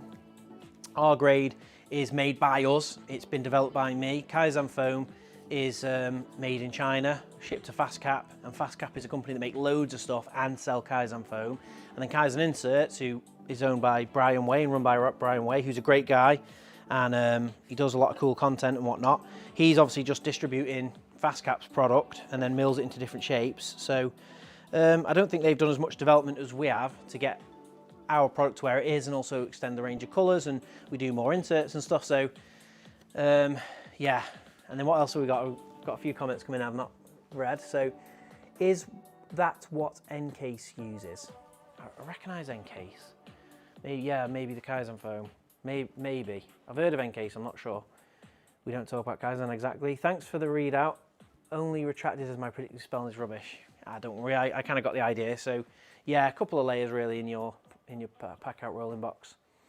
How long did it take for you to get to the kind of foam that you found to be the right one you sell now? Well, I've been doing this for 12 years this year. This month, actually it's the end of this month, 30th of December. We've been doing this for 12 years, and this is where it started. It's a good question to ask. So this is one of the first grades of foam. This is polyurethane, and it was coated with 3 layers of paint, essentially, but it was different grades. So one was a lacquer, one was like a really heavy duty industrial paint, and then one was a rubber paint. And those 3 layers formed like this flexible. If you paint foam, it will always crack. Let's get it close to the camera. It'll always crack when you press it, but this foam, if you press it, it flexes. So you ended up with that colour contrast, but you can kind of see that the finish was a little bit dodgy because you had to cut and almost carve the depths out here. So this was like the first grade. This is literally like 10 years old, and it still looks great. But it's a bit harder to cut. It's a bit too soft, and it absorbed oil and it absorbed solvent. And a lot of our customers are in the aircraft industry, and they couldn't use this because they have this other chemical called Skydrol. Anyone know who's watching what Skydrol is? Because basically, I was asked by an airline company, can it, stand up to Skydrol? And I bought some Skydrol, and flipping heck, not much stuff stands up to Skydrol. It's like, well, I've not seen any answers come. I'm gonna leave it for some answers to come in if anyone can guess and figure out what it is. But so we had to have an easier solution, something that was easier, something that had the same kind of colour contrast and a nice finish, but that would also not absorb oil, not absorb solvents, would be easy to clean. And it took 2 years to get this grade to where it is, and even then the colours weren't right, and it took a bit more time then to get the colours right, and to scale up production so we get these sheets are made consistently, good quality, and the colours are consistent. Obviously we have 9 colours with a new colour coming. We've got grey foam coming as well. So 12 years to get to this point. Probably the last few years it's not changed much though, so maybe 8, 9 years. Can you tell us how you started the business? Well, it all started in my flat. And it started with this toolbox. This toolbox wasn't my flat. I was working in a factory, a medical device factory, which makes bandages and dressings and gels and alginates. And I had this toolbox here, which I bought off eBay for 300 quid. And it's like 800 quid from Machine Mart. And it was I didn't really realise how big it was. I won it in an auction. And when I went to pick it up, it wouldn't fit in my car. And I was like, flipping it. But I got it home. And then I think my drawers filled like 1 drawer. My tools filled 1 drawer. And I spread them out and had them in 2 drawers. And every time I opened the drawer, the tools would be bouncing around. So I wanted a solution to make them kind of not bounce around. And nothing existed at the time. And I kind of got samples from foam companies, and they didn't work very well. And one of the earlier kind of products I was trying to develop was, have you ever seen Oasis foam, which is what you use for flower arranging? You press on it and it stays. I was trying to create a product where you put the tools on and then you press it in, and then that would be like a lodge fit kind of foam. But the problem is, as soon as you hit it with anything else, it damages, and there's no way. And I was trying to coat it with resin, and it just would not work. It could not, that wasn't the way forwards. But during that process, whilst getting foam samples from companies, and kind of Shadow Foam was, the brand came into existence, because before I was calling it Shadow Foam, it wasn't called Shadow Foam, and that's why we have the trademark on it. It's kind of a bit of a Hoover brand now, isn't it? A lot of people call foam, tools in foam, Shadow Foam. Well, when I trademarked it 12 years ago, no one was calling it Shadow Foam. It was called Tool Foam or something. Let me catch up on a few comments. But yeah, so basically developed in my flat, started selling it, built a website, and then started kind of moved to a house with a garage and was growing it from there. And we're now at 15 people, and we have got like quite a few units, and we've got production. This is just our studio unit pretty much. Don't mention pick and pluck foam. No, pick and pluck foam is what we call landfill fodder, but it's polyurethane. There's another problem with this foam, is it's not recyclable. It's polyurethane foam, so once it's turned from chemicals to foam, it can never be anything else. So the only thing they can do is grind it down and glue it together, and it's called rebond, and they'll turn it into like underlay for carpets.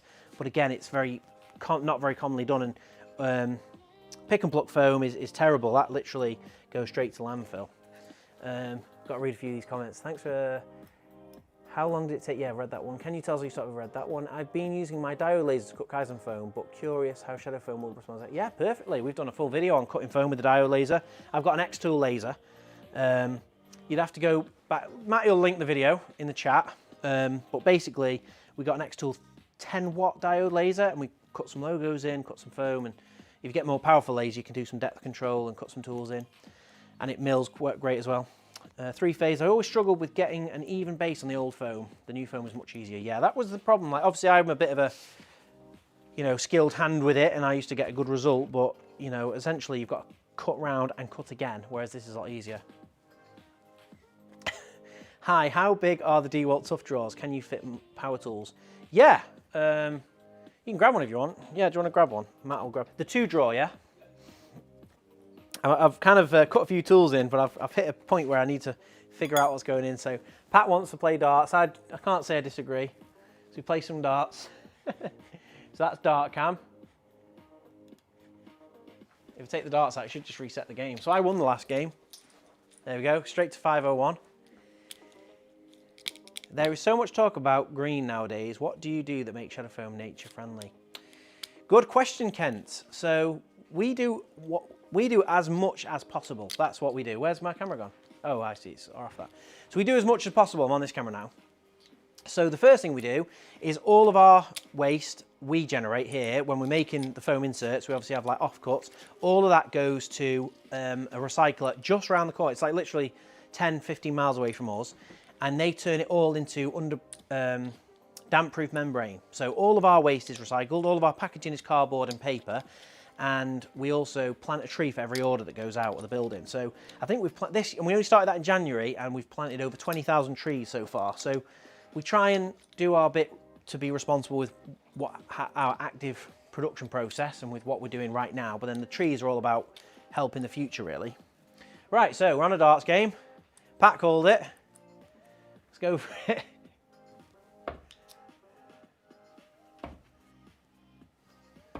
So we're not just a foam cutting channel, we're a darts channel as well. And then the bot has his throw. 18.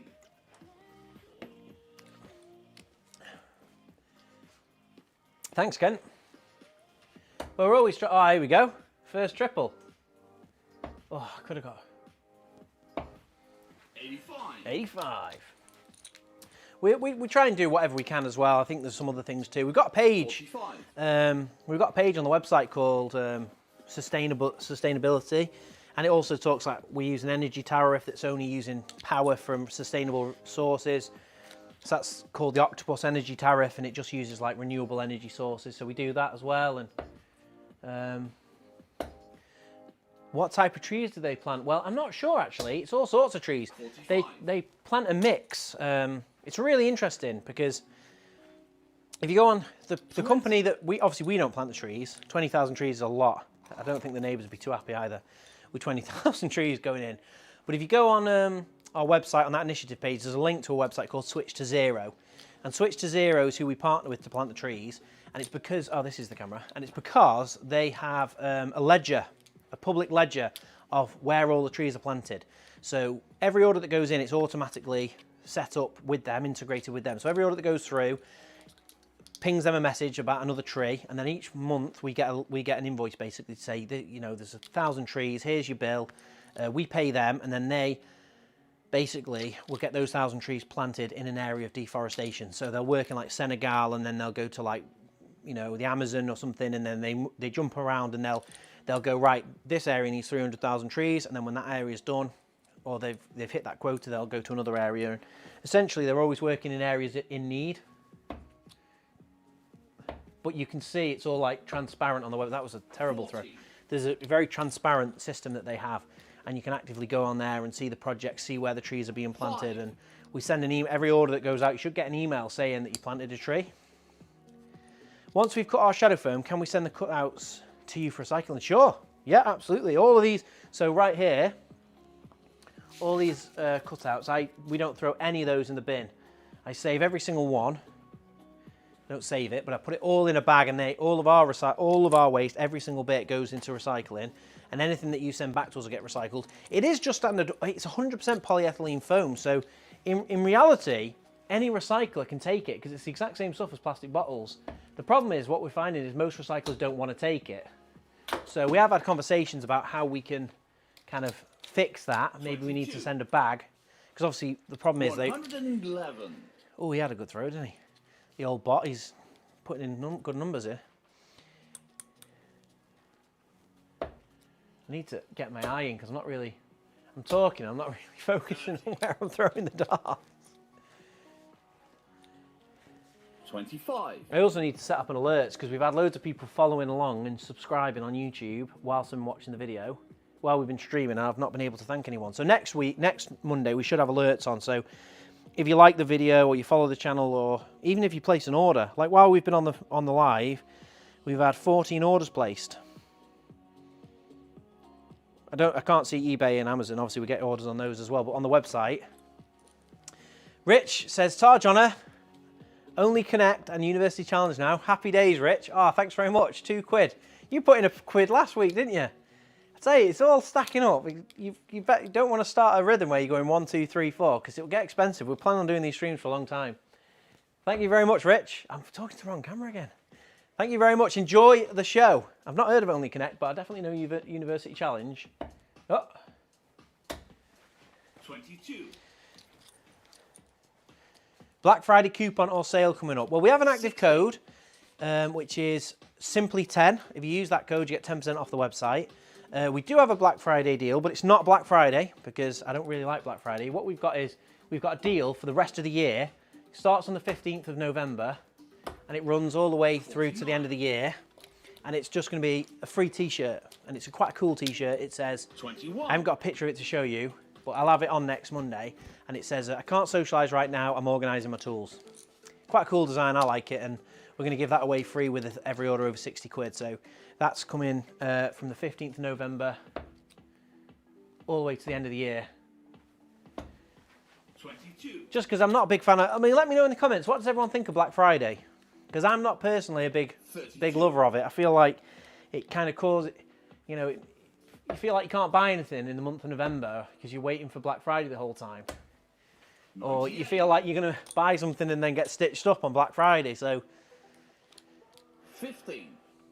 So we've got like an end of a year offer, and we've always got deals on the website. We've always got the multi-buy discount. Anyone who's buying this multiple of the same item gets a discount. We've got the free cutting kits. 74. 20. 20. Double 16. Is it double 16? Double 17. Oh. 57.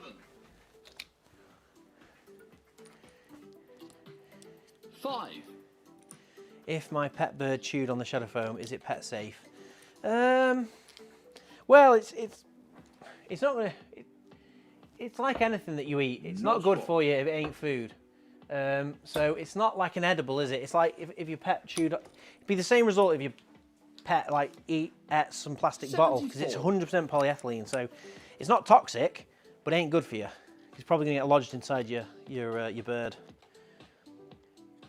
I'm a watch trader. Sounds cool, that. Watch trading. There's big money in watch trading, isn't there? If you know which ones to get, No score. as soon as you buy them, they're worth more. If you buy the right ones. Well, thank you, Rich. 25. I'm now waiting for the 15th. Yeah, well, those t-shirts will be, they'll be on the stream on Monday, so you'll see them. You'll see. And if you like the design, and if you like it in your own order, we're always going to have it for sale separately, but then free with orders as well. So only ever comes when I am skint or don't have what I want on the sale. Well, that's the thing with Black Friday. Well, our Black Friday offer will be running for a long time, so it'll be like 6 weeks. So no one misses out. I forgot what I'm doing here. I'm supposed to be shooting for a double. I'm throwing for 60 again because I'm talking. Watches in foam, absolutely. Got a lot of pictures of people putting watches in foam. The only thing with watches is there are some lovely cases you can buy that are just set up, all with the inserts already made, so there's no cutting to do. Certain things are worth buying Black Friday. Well, I think tech's quite good, because you know when it comes to like SD cards, I'm not paying attention. When it comes to SD cards, you don't mind what brand you need. You just need some good, sized SD cards. Perfect for close. I'm throwing for triple 20. I'm supposed to be throwing for a double. Right, what are we on here? I need one now. It bust again. I need to put out. I'm talking too much. I'm not really thinking about what I'm doing here on the darts. If it was a darts channel, it'd be a disaster. 13. Let's have a look where we're up to on the old... Do you export? I'd be interested in importing shadow foam to South Africa. I work in procurement for a company that sells over 300 tool brands and we import many ourselves. Absolutely, yeah, we... what were 3? Absolutely we do. We... oh, bust. No score. We have quite a few retailers and wholesalers in the UK. Not very many shop. abroad. Our website ships all over the world, and we have our website will sells in pretty much all the different currencies, all the different countries, ships economy and express to every country. So we just wait for approaches really. We don't actively look to grow our export network, but shoot us an email. We can send you a price list. Oh, we started a new game. He won. That's good. 4. Right, the other dude won. Let's go back to cutting. 72. Pat, I should be sleeping, but I drank so much Pepsi to stay awake. So you watching from Australia then, are you, Pat? What time is it there? Very good live stream. I'm glad you enjoyed it. It's nice to... I'm glad that we've got it up and running now, and it seems to be running smooth. Right, I think I've got a few tools I want to cut in as well. I'm going to go for these ones.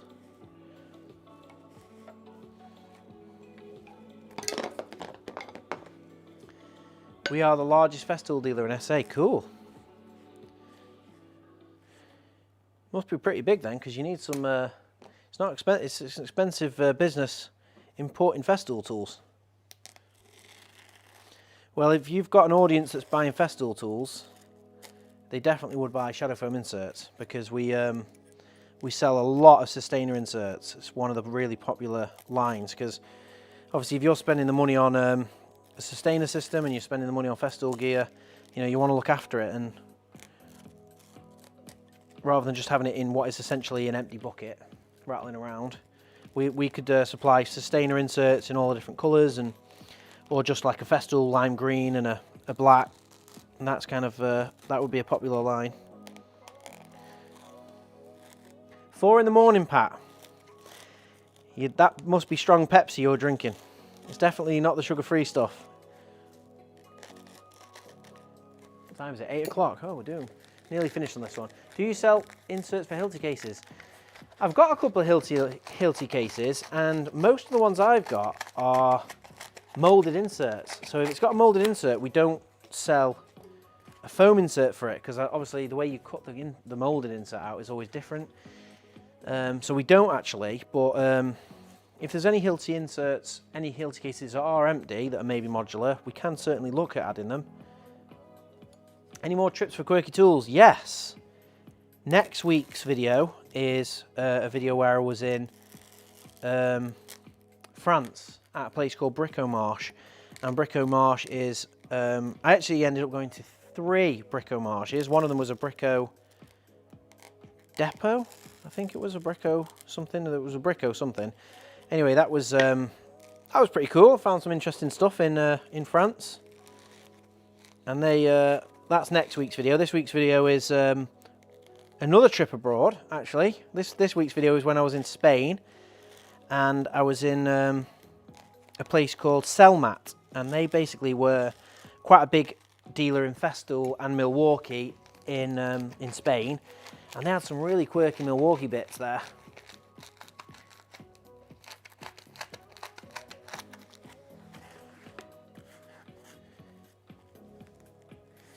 Any more trick? Yeah, I've read that one. I had pizza and regular Pepsi. There you go, regular Pepsi, that'll do it to you. Camera is still on the dartboard. Crumbs. Oh no, it's not. Oh yeah, it is. There we go. No, why is it still on the dartboard? That's strange. Oh, I see, this thing has moved. There we go. Thank you. You said that. Ammo. Good on you. Let's go back to foam cutting. Camera's still on the dartboard. Yeah, well, I think that's must have knocked the AR itself. Technology is great until it doesn't work. Right, so I've cut all of those in now, and I've just got to figure out where all these are going. These are like trim removal tools, so I kind of want them all together. but usually I get an insert more together before I start cutting, and on this one, kind of missed it a little bit. You bought some multi-tool hammers in one of your videos. Whatever happened to them? Yeah, they were from Walmart. Basically, we saved them for you need a proper cameraman. AI is no good. It can't replace a proper cameraman, can it? Yeah, those multi-tool hammers are going to be showing up again in a multi-tool video. I've got some really amazing multi-tools. Every time I'm out and about looking for quirky stuff, if I ever find a weird multi-tool, I will pick it up, and sometimes I include them in the videos and sometimes I don't, because it just depends really. If I've got enough interesting stuff without the multi-tool, I'll save it, and I've probably got about 4 or 5 now, and they're going to be in a weird multi-tool video. And it won't just be weird multi-tools, it'll also be some really good ones, and my top picks and some recommendations and stuff. So I think the thing with the multi-tool is it is like a real intriguing item, isn't it? As soon as you hear multi-tool, it feels like it triggers something of like, oh, I want one. Let's have a look. What does it do? What's the multi? And most of them are quite standard. No pair of pliers or something. But you do get some really interesting, quirky ones. I love saying that, quirky. Really weird ones, and that's what I've been doing, saving them all up. What do you think of Makita XGT power tools so far? So, is that the 40 volt range, Pat? Because I've got all of the LXT stuff, which is the 18 volt lithium, the most, the range that's been out for ages, and I've got a little bit of their 12 volt stuff. I don't know what the 3 letters are for the 12 volt. Is that? Don't know. Well, I've got some 12 volt Makita, and I've got a huge amount of 18 volt LXT stuff, and I've always loved it. I think for me, power tools are all very similar. The thing that makes them different is 1 or 2 tools. There's 1 or 2 in each lineup that have something special about them, and it's kind of which one do you need, which quirky tool, which interesting feature do you need, and then it kind of brings you across to the whole range then. Oh, that's a good way of doing it. Just bought a haul of Hilti gear, but I hate the blow molded inserts. Wondered if I could replace Shadow. Absolutely. Go and watch our last video, enemy. Literally the last one on the channel is the Makita, where I bought basically this big old Makita toolbox. I had a molded insert. It was 30 quid, and cut the insert out with a multi-tool, pulled it out, put foam in it, and then made my own. And it was 30 euros, and it ended up being a stonking great big case with like 14 power tools in it. We called it the budget Mac Track because Makita have just released their own version of a Mac Track, like a modular toolbox, a new one. It's like $400 or something.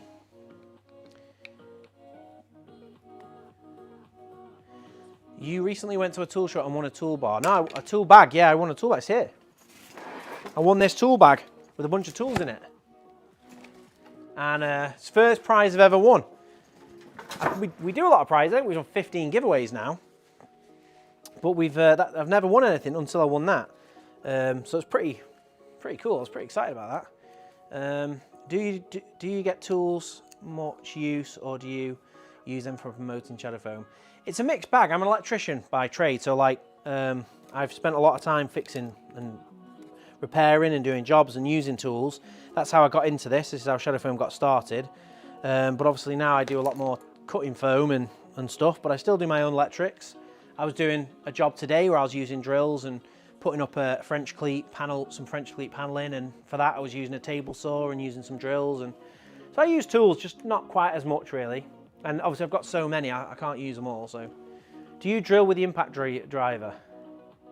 Some people say you can't. Yeah, I mean, the thing is, there's more and more drill bits with 1/4 inch shanks on them.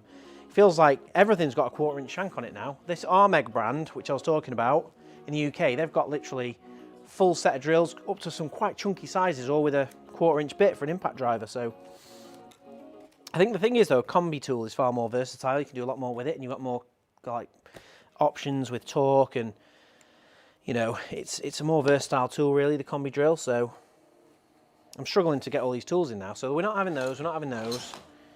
Could do with getting the picks in. I don't know where they'd go otherwise. You like quirky tools. I've got a tape measure with 2 built-in pencils. Best thing I ever bought. Have you ever seen one? No. Gonna go for it. That is a cool tool. A tape measure with 2 built-in pencils. I've got a handsaw with a built-in pencil, but a tape measure with a built-in pencil sounds awesome. Sitting, cutting shadow foam while watching shadow foam, cut shadow foam. It's the Inception. What's your project, mate? Colthrax. Yeah, let us know. That's technically our comment.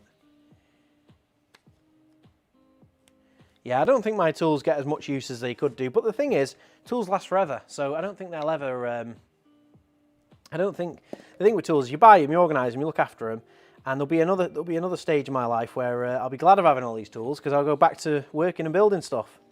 Right now it's all about organising stuff with foam, but you never know. And also, at the end of the day, our videos, we do like to switch things up and change and do different kind of, different video ideas. So we do a couple of builds on the channel, and that Makita video from the other day was a bit of a build.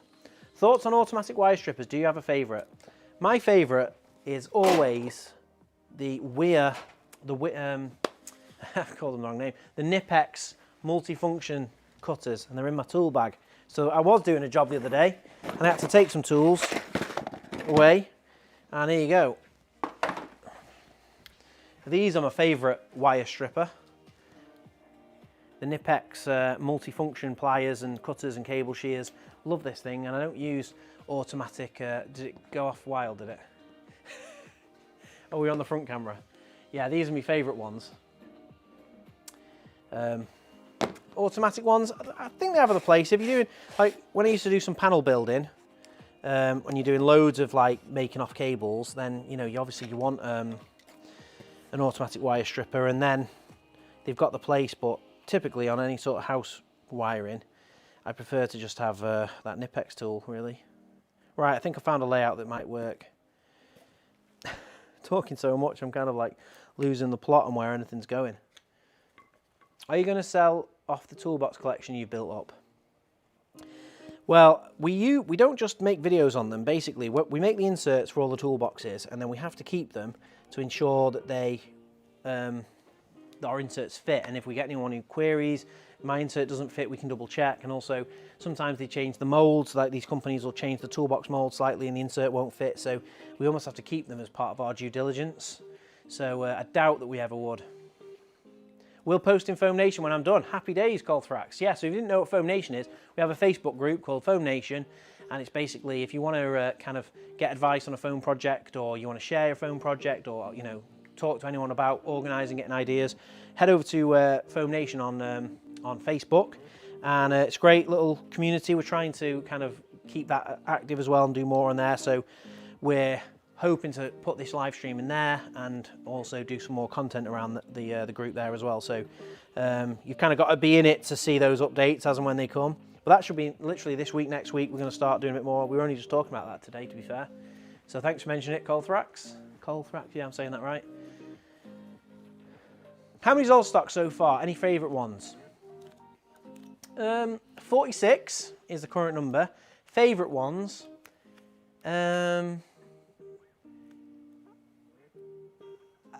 Go and get one. Matt will get you his favourite, and then I think my favourite's probably the Pika one. I really like the Pika one, and then probably the one with Jona written on it, because that was like one of the first ones I got.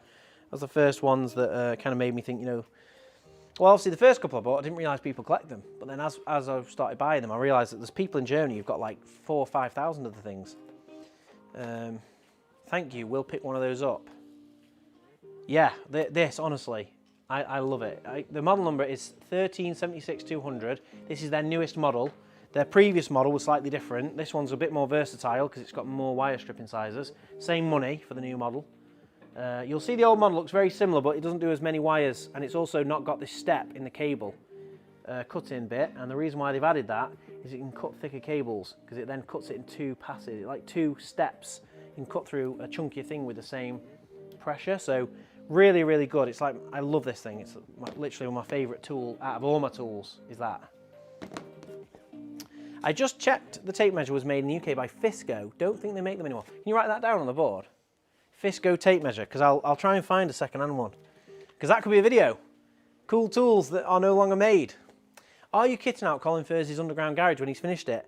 I had a chat with him a couple of weeks ago, and he's in the kind of final stages, and he has got plans to put cabinetry down in his tunnel, and I think he's already arranged the cabinetry with a brand, and he's already arranged some tooling with a brand, and we're basically going to look at doing some sort of power tool wall down there, or organising a couple of the drawers, but definitely going back and doing something with Colin. I mean, if Colin shouts and wants some foam, I'm there with bells on, you know what I mean? I'm not, that is the dream. I love Colin's video. I love Colin. I've watched Colin's videos for years, hence why like I reached out to him and I started kind of working with him.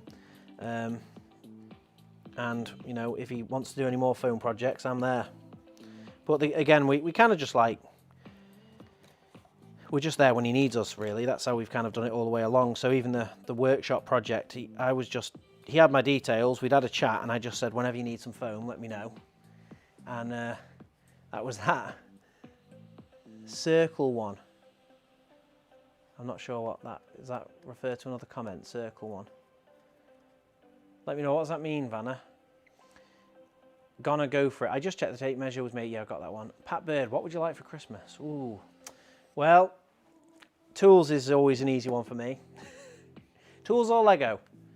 But I don't really get many Xmas presents. Xmas is all for the kids, and we do most of our presents around our anniversary, so our wedding anniversary. I've been 13 years married this year, and we've just had our anniversary, and we did a big present day for our anniversary. And the kids got me some stuff. They got me, can't remember now, but we quite like a murder mystery game, so I think we got a couple of those, and got a couple of bits of Lego. Kind of good pastime to do that and kind of chill out, zone out a bit. And I'm a big Man United fan, so there you go. Probably something along those. Expensive Nipex. What do you think of Bosch 18 volt, 12 volt tools? Love the 12 volt tools. I've got the heated jacket and a bunch of 12 volt tools in the thing behind me. I love the GSR drill with the like replaceable heads. I bought over £100 yet to do it.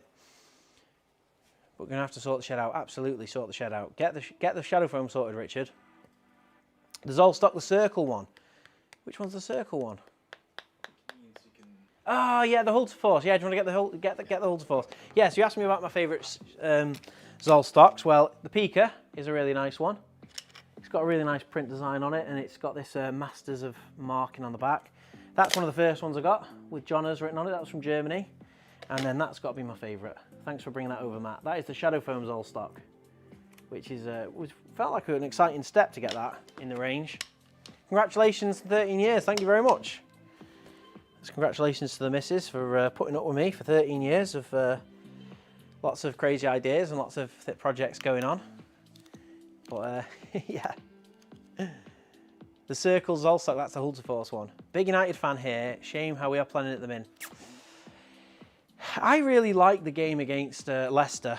I thought it was really promising. You know, the new manager bounce, and I couldn't believe it, to be honest. I was watching the game in like disbelief, 5-2, and just really, really like fluid, exciting football. And then against Chelsea, I thought there was moments where it was doing really well. This is the Hulter Force one. And if you didn't know, it kind of it folds like that. You can't do that with most other ones. This is a really high quality German one from Hulter Force. But yeah, United, I think they're gonna. I think we're gonna start picking up the rest of the season. I've got high hopes. Do you have an all-time favourite tool brand? If you can say without costing future sponsorships. Oh, I can say. We're not sponsored by anyone who I can't talk. We're not sponsored by any tool brands. I can say that. We've had tool brands who've sent us stuff and they've kind of asked for a video on this or that or the other, but we're not sponsored by any. And favourite tool brand, I really like Nipex and Wera, really good tools, Wera. Different, the problem with these tool brands is there's like 10 ways of saying each one, isn't there? Nipex, Knipex, Nipex. How would you say Nipex? And then Wera, they say it's Vera with a V. But Vera's an old lady, isn't it? An old lady's name. Who's calling her tools Vera? Vera and Deirdre. But, oh, there's music gone off. Can you get that back on again? But yeah, favourite tool brands, I'd say, yeah, Vera and Nipex I really like.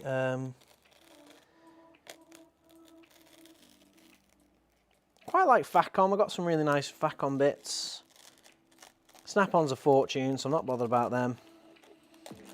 Quite like S-Wing, got a few good S-Wing bits.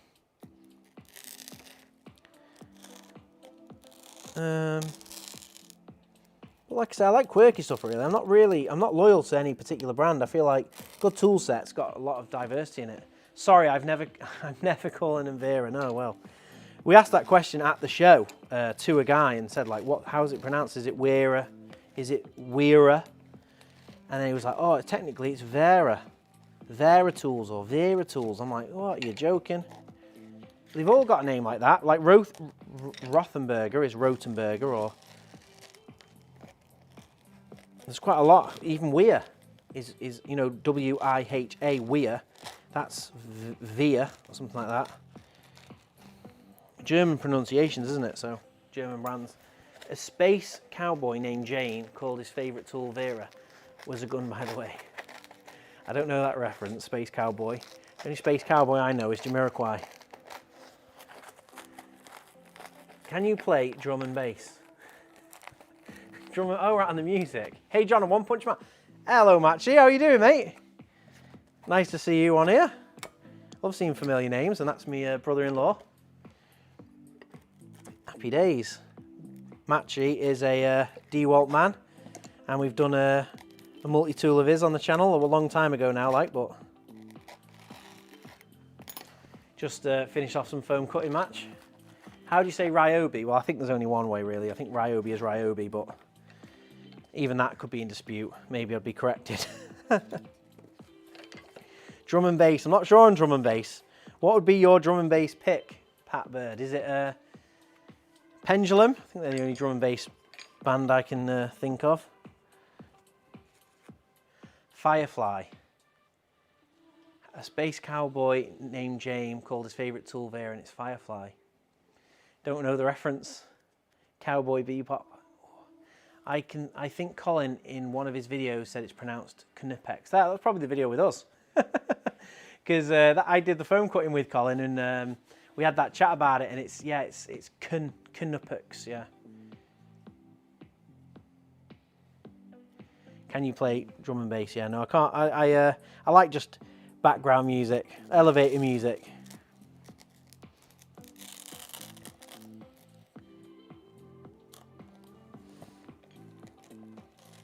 This line has taken longer than the last one, but I think I've done a lot more question answering than the last one.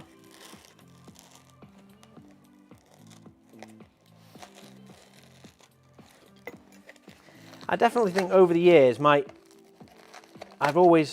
never been loyal to any particular brand, but I've always been interested in interesting, quirky tools that are kind of like innovative, like invention tools. That's what I really like. And one of my favourite tools I've still never found, and I'm on the lookout for it. I'm on the hunt for it. And I work with a guy, an engineer, an electrical engineer called Jimmy, and his name's Jimmy Mackin, spelt machine.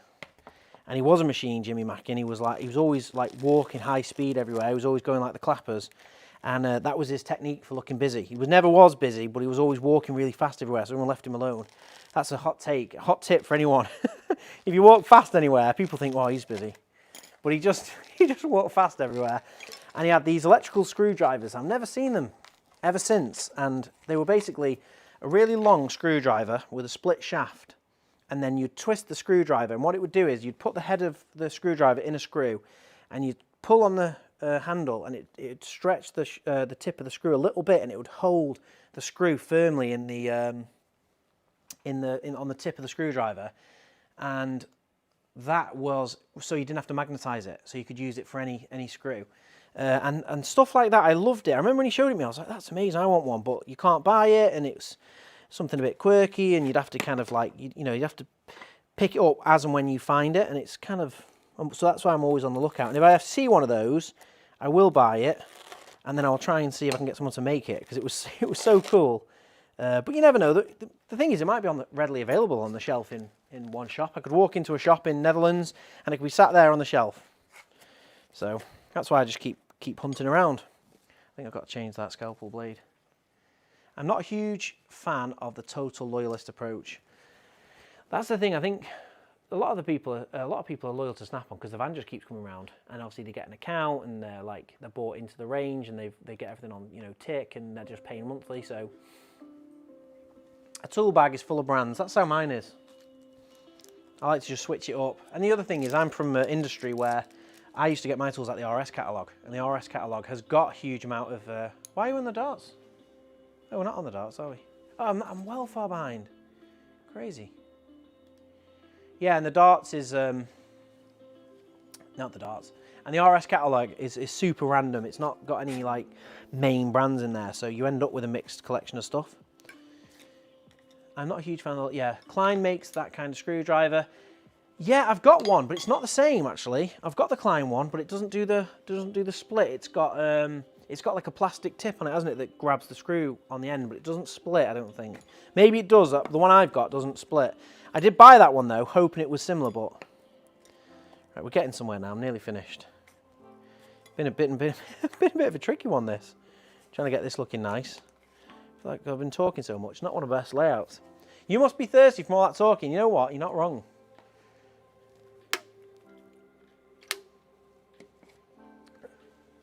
I love that show. What show? What are we talking about? I love that show. Even went to a couple of the conventions to meet the cast. Even Jane. Oh, Firefly. Right. I've not heard of it. I will look it up though. Matt, who's on the camera, has watched every movie ever going. And you don't know it, do you? Firefly. Must be a sitcom or something. I've only seen 2 episodes. Oh, Firefly? Yeah. Oh, so you do know it then? Yeah. Oh, there you go. Matt knows it. I've only seen 2 episodes. Knipex got fed up with being asked how they made it, so they made a t-shirt on how it said. And still no one's going to call it Knipex. Because it's Knipex, isn't it? So it's their problem if they're pronouncing it wrong. My brother is a mechanic, 40 years, and he said Halfords lifetime warranty has done a lot of damage to Snap-on. I can imagine. And there's others in the US. Harbour Freight have got a brand called Icon, and there's loads of reels of people comparing them to Snap-on and having the same quality for like a third, a quarter of the price. So I think Snap-on's dominance might start wearing off. I've got a few bits of Snap-on. There's a Snap-on in this drawer, look. They're Snap-on picks. And they're not like... I've never really understood the hype and the extreme inflated cost. I've never understood it.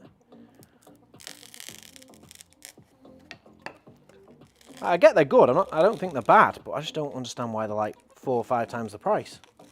Especially when there's other tools with lifetime warranties. Klein part number SK234 3-piece set. That's something I'm going to save in my phone, because I'm very, very keen on finding that tool.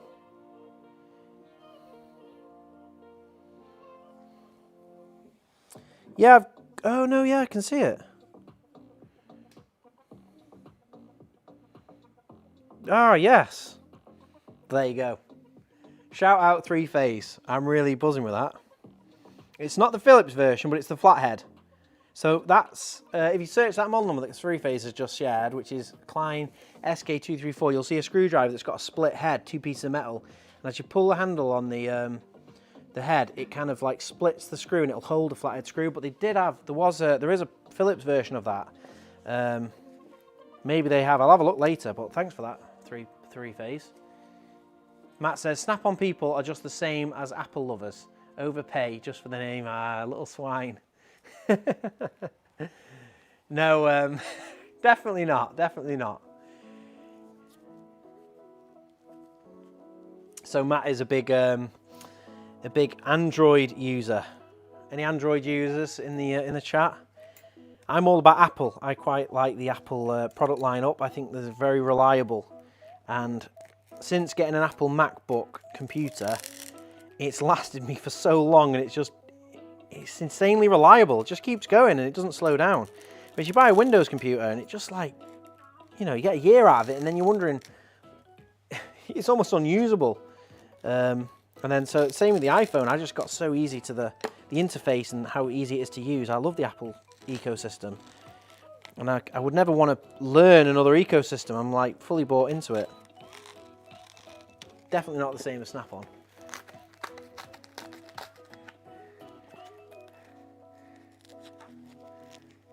What time is it finishing? Very soon, Hugo. We're not on for much longer. I'm just finishing up the last few items. Just finishing this drawer, stick it in the drawer, and then answer the last few questions. And if anyone wants, if anyone wondering what's next week, same time next week, but we're going to do all the Zollstock collection. So I collect these things. It kind of happened during the videos. These are 2-meter folding rulers. I've got 46 of them now, all different tool brands, and they're all going to get organised in foam next week on Monday. Apple is the only way. That's the way. Apple, it just works. It's reliable. They're at the forefront of technology. They've always bringing out the best stuff, and it's just reliable. And it all integrates together. Like, I love AirDrop. AirDrop is just so good. The fact that we're all running on Mac computers and we can take quick videos and then AirDrop them to any PC, any computer, any Mac. So good. Never converting. I'm fully invested into Mac. How do I do that? Oh. Love a sneak peek.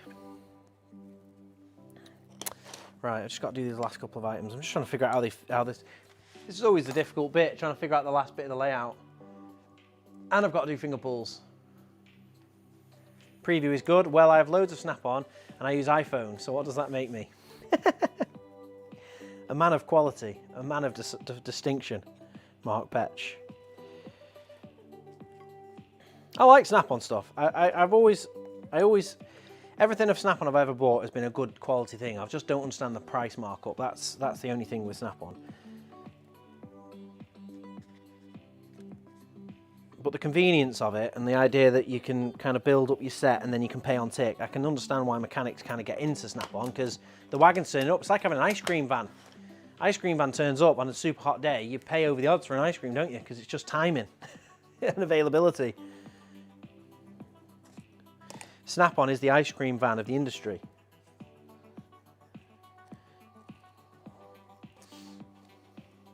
Apple phones get Android features a few years later. Yeah, that's it. You test them out, fix them all, make sure they're play the darts again. It is expensive, I agree.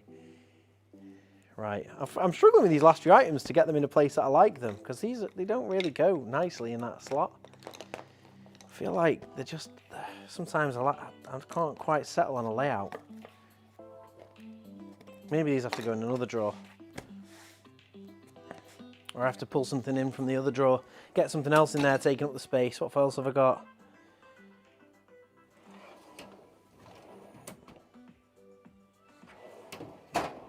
Nothing's jumping out at me, that's the only problem. I've got so many tools. Right, what is the next video? What is the sneak peek video? Do you want to roll that box across so I can show it?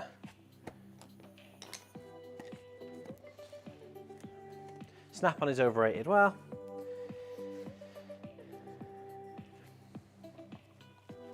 I do agree. But there is lots of different reasons why you would have it. And like I say, the big one is availability. They are good, they are lifetime warranty, but you can buy them, even though they're crazy prices, usually you buy them on a tick thing, like you buy them on monthly payments. So as long as a lot of the guys who buy them, they'll know as long as the payments don't go over 100 quid a month, they're just adding to their tool set all the time. Have you ever trialed an iPhone Mac really cozy inside the high walled garden? That's a good question, Matchy. Have you have you tried an Apple product, Matchy? I know you converted Kelly to Android. Has she gone back yet? Thanks, Pat.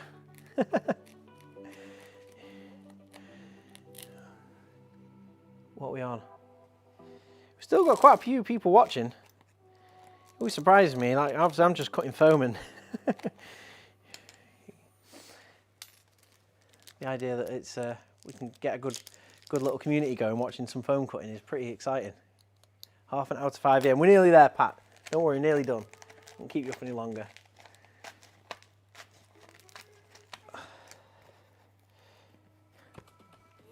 So So Australia is on my roadmap. So after we've sorted America out, I'll be going to Australia and getting some foam distribution set up over there. Yeah, I think they're going to go in a different drawer. So we'll stick them in. We'll stick them in here.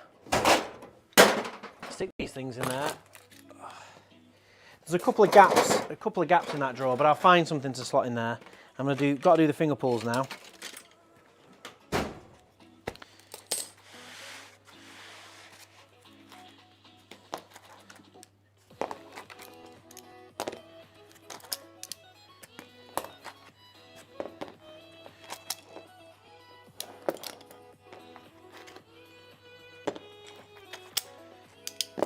It's quite cathartic to do. It certainly takes you out of it. It's like watching a footy game. Just space out and organise your tools.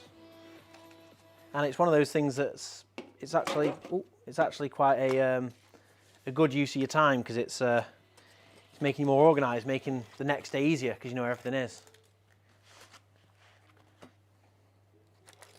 Yeah, well, it's definitely on the agenda to go to Australia.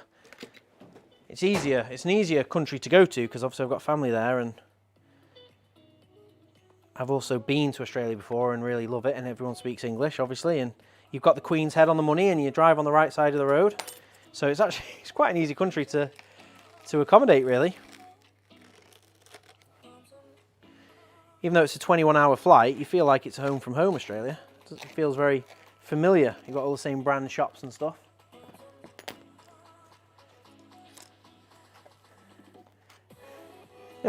I don't think sad people at all. I think, because I watch a lot of streams. I usually watch streams whilst, you know, like zoning out, spacing out, or if I'm doing something else and just have a stream on. I love it. That's why I thought I'd wanted to do a stream, because I enjoy them myself. Just cutting this, so I'm just cutting around a ruler to put the finger pull in, just to make it easy to get these items in and out. What's your favourite flavour Monster? It's got to be the white one. I love the white one. It's the Ultra, the main flavour. This one is the Lewis Hamilton Mango, so it's still sugar-free. Really good, I like it. Not my favourite. It's pretty much, I'd say, top three would be the white one, followed by the peach mango, the peach Ultra, then that mango one probably. I try and avoid the sugar-free ones entirely, for obvious reasons. I mean, these obviously got chemicals in them, but it's almost like pick your poison in this world, isn't it? Everything's got something wrong with it, and you know, I think that's one of the milder poisons on the market, so I'm sticking with it. King's Head soon or not? Yeah, true. It will be the King's Head by now. China. Well, I was very nearly going to China last week. I had a ticket for the Canton Tool Fair, which is one of the biggest Chinese tool fairs. The problem is that stuff like that, I have to kind of leave it a little bit till last minute, because obviously there's it's a big trip. It'd probably take a week of time, and I'm kind of make sure that I'm free for a week. So although I had the Canton Fair ticket reserved, I hadn't arranged the visa, assuming that most visas take 2 or 3 days. And the visa for America, a couple of the other visas I've had to get over the years, Turkey and whatnot, they've all been either you get them at the border or they're a day, they're not really much work. The Chinese visa was something like 7 working days to get, which would have been too close, so I just skipped this Canton show. But I will be going to the next one, absolutely. I was quite looking forward to the Canton Fair, to be fair. To be sure. What about Bridlington to visit? I don't know what Bridlington is. Can you search that up, Matt? Monster makes a good mix of a Jack Daniels. I can imagine, to be fair. I like Jack Daniels, so, you know, I don't really drink it straight, but I drink it with Coke. So, being that Monster's my favourite drink, I'm pretty sure Jack Daniels would go well with it. I've never tried it, though. Lol, I thought you meant crisps. Not sure what you mean. Oh, is it? A tool trip could be an eye up. Bridlington tool trip. So it's a town in the UK. What's special about Bridlington? Hugo? Is there by the sea? Well, that's cool. Is there some tools there that I'm missing out on? Let me know. Remember play? Yeah, I will. I'll play another round of darts, Pat. Maybe I'll have got better. Went there back in the late 90s. Yeah, Australia. I'd recommend it. The problem is it's very expensive, and it's a long flight. But if you like flying, which I'm quite happy, I quite enjoy flying. I think it's. If I'm not going with kids, because I've got 3 kids, and if I'm going on my own, it's very easy. A long trip like that, but if you're going with the kids, it can be a bit. It's like mental torture. But me and my wife kind of have to team it, and we've managed it a couple of times, and it's it's been worth the trials and tribulations of the flight. I don't think we've never done it with 3, to be fair, but. Monster Ultra Rosa or Ultra Red with JD is so tasty. The straw save the teeth. I tried most of the monsters, but there's not very. I think the lime green one is nice and the teal one, but none of them have like blown me away to a point where I've gone out and tried to source them and buy them. And I just get the white one from the cash and carry. Jona also likes travelling with his cameraman. I do. Just double the cost when we go cameraman and me. So I usually have to self-film the ones where I'm travelling.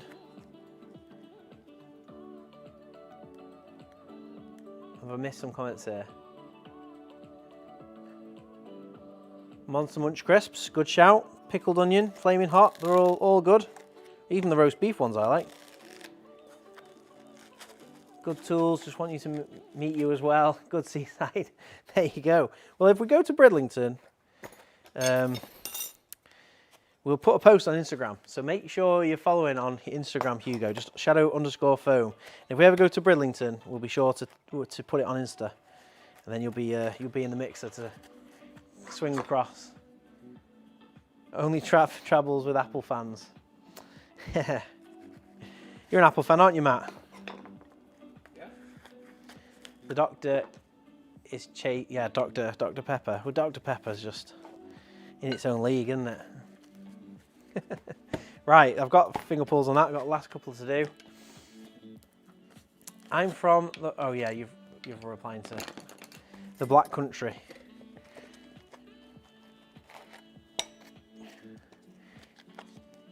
Window seat or aisle when travelling by yourself? Extra leg room. That's all I care about. I'm not really that bothered, to be honest. I'm more bothered about extra leg room, just because I'm like 6'2", and it can feel a bit squished. But it is what it is. Most of the time I'm just getting a good price. When you're getting 5 seats on a plane, I'm traveling on my own, I suppose. And I think an aisle seat, to be honest. You've got a chance of a bit more room, haven't you?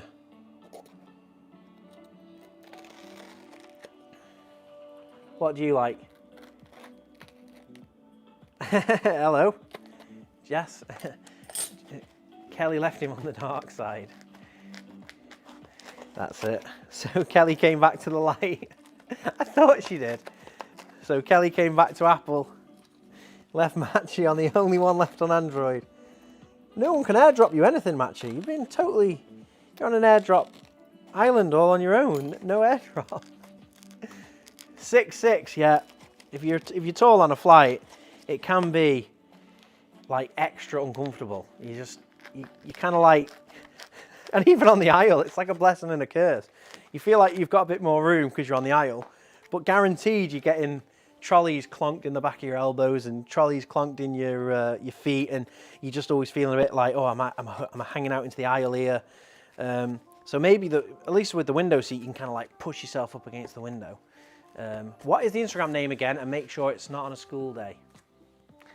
It probably would be on a school day, but it might be after school time. Might be after 3 o'clock. So shadow_foam is the name, and yeah. We share most of the things we do over there, so Windows 11 ruined Windows for everyone. See, I was well away from it by Windows 11.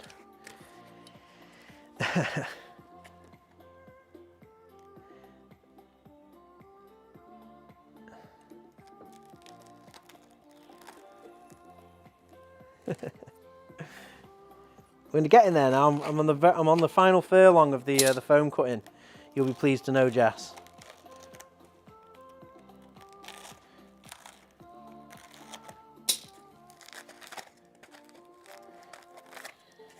And then the final bit of darts. I'll try and put in my best effort for the final game of darts, like really give it a good go. Because a lot of the time I'm talking the whole time, I'm not really concentrating. So I'm not really giving a good, to be honest, I'm going to say that now, build up the anticipation for them to actually flow some more right darts. It's going to be a right state and I'll have no excuse, but there we go. I've got a couple of gaps there, which that's the beauty of shadow foam really.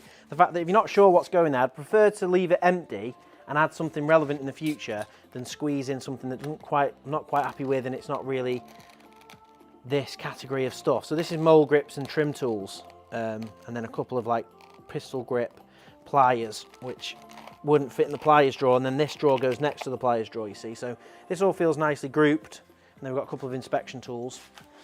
So that's me drawer. I'm surprised you haven't cut your finger talking and cut your foam. You've got to be very careful. The main thing with a scalpel, and actually that was bad practice what I just did there, you've just got to be always aware where it is. Because I think the worst cuts have come, I've had some really bad cuts over the years, and it's never been from when I'm cutting foam. It's always when I'm not cutting foam and I've either left the scalpel on the side or I'm kind of like holding it in my hands weirdly. So I always wear the cut-proof glove and always be conscious where the blade is, and usually you'll be all right. So that's all the foam cut. Let me push all these offcuts out of the way, tidy up my area a little bit. That's all of it done, to be fair. Happy days. Your rubbish over there. Safety first with the glove. Yeah, I always wear, obviously the cutting kits come with 2 gloves, but I always just wear 1. If you do come, how would I know what shop you're at? We'll share it on Insta. We'll tag. We don't just share where we are. We also like share little stuff. If we're out and about, we'll usually put little posts on of where we are and what we're seeing for the day and stuff like that. So we don't go out and about a huge amount. Quite often we'll do a trip and I'll go to a few different stores on the trip, and then we'll stagger those videos. So even with, like this week's video and next week's video, they were filmed on the same trip and then spaced out. So it looks from the YouTube videos that I'm away every week, but typically I'll be somewhere for a week and then film like 4 or 5 videos or something. Right, so let's go to darts cam. Boosh. And that's the foam cut. So I'm going to put that there. That's me foam all done. And now I'm going to actually try and put in a good hand of darts here. Right. That's a stinker. Another stinker. Right, well that was just a practice. But we are. Right.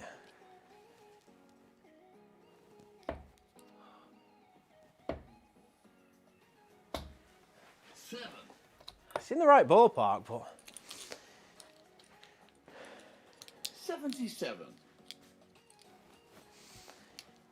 For real, when you started a Shadow Foam YouTube channel, did you ever expect people to be like, come and tell us where you are and want to meet you?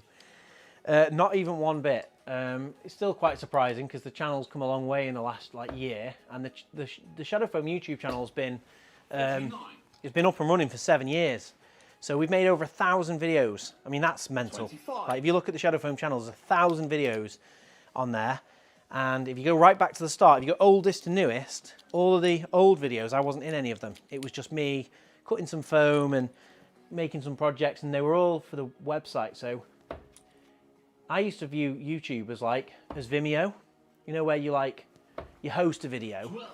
I tell you what, I'm still talking, so I'm still throwing dodgy darts here, but you know when you host a video on Vimeo and then you share it on your website, that's how I treated YouTube. And then accidentally it started getting subscribers, and after we had a couple of videos that really blew up and did really well, and oh, so close then, and Then we got to a point where it could be monetized, 23. and then the channel was doing even better. A light thrower, I've always embedded that dart into the board so hard the touch the back in. Yeah. I think I don't get many bounce outs, so I don't think I throw it too light, but yeah, so the channel kind of started growing, and then but it was kind of like you kind of fell in love with it a little bit then, the fact that you can make videos, get views, and then we started actively working on it, but it was quite slow and hard going, and then we tried a video where I was in the video, and it just did a lot better, and it was actually easier to make as well. So then, you know, we just started doing more videos with me in them, and then the channel was growing and growing, and yeah, here we are, you know, 7 years of videos, and we've really, it's part of it, it's like a full-time job in itself, just creating all the content, aside from running the business.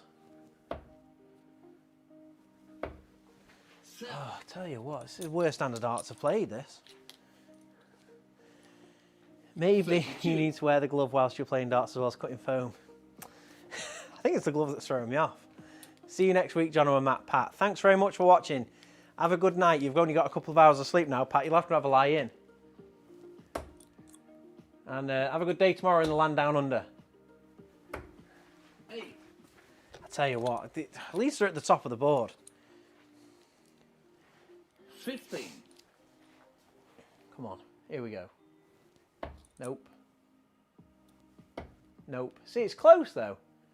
At least it shows that I'm throwing darts at the right part of the board. Don't give up the day job. You're obviously not a darts player. You should write the dartboard to give a shock if a score is below 20.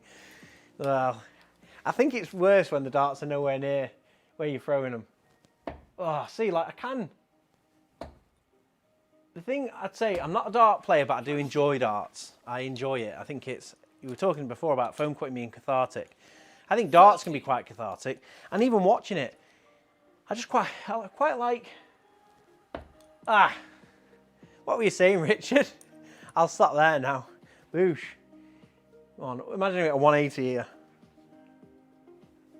Nah. I'll take one. I'll take a triple 20. That's happy days. No score. Glad you didn't play that bad against #1 player. Luke Humphreys. Yeah, so I played Luke Humphreys at the installer show. That was kind of one of the reasons why I wanted to do darts, because I really enjoyed, I had a good reaction on the video when I played darts, like in that video. Everyone liked it, enjoyed it, so I thought it'd be good for the streams. No score. Am I throwing? Yeah. Glad you didn't play that bad against #1. No, just bought Shadow Foam for organising my tool stack. It's mint. Oh, I'm really glad you like it. What tool stack have you got? Hi, is there any chance the Kubrick insets coming anytime soon? They are. They're literally coming next week. We've been working on them this week and last week. The problem with Kubrick is there is a mountain of different versions of boxes. They've got so many. You've probably got the widest range of toolboxes on the market, Kubrick. 26. So it's been quite a bit. It's been a bit of a job trying to get them all mapped out, Petter. But they will be coming online next week. Kubrick sent us a pallet full of their boxes to map out, and we're hoping to work with them. So we'll have a video on the Kubrick as well. Look, yeah, well, it was. They're in the. Well, all these darts are going to the right zone, aren't they? So can't. It's not all. Well, except for that one. That was just. My arm got a bit. 38. I play round the board a lot when I'm at home. No score. And I think round the boards, and so I play the doubles, like doubles training. I do like that. There you go. It's not luck when you do it twice. 105. There you go, it's first ton. It's the first ton. And I'm down to, I'm not down to a finish yet, but. Right, let's get a 1 and a double 10. 1. Nope. Nope. 1. 1.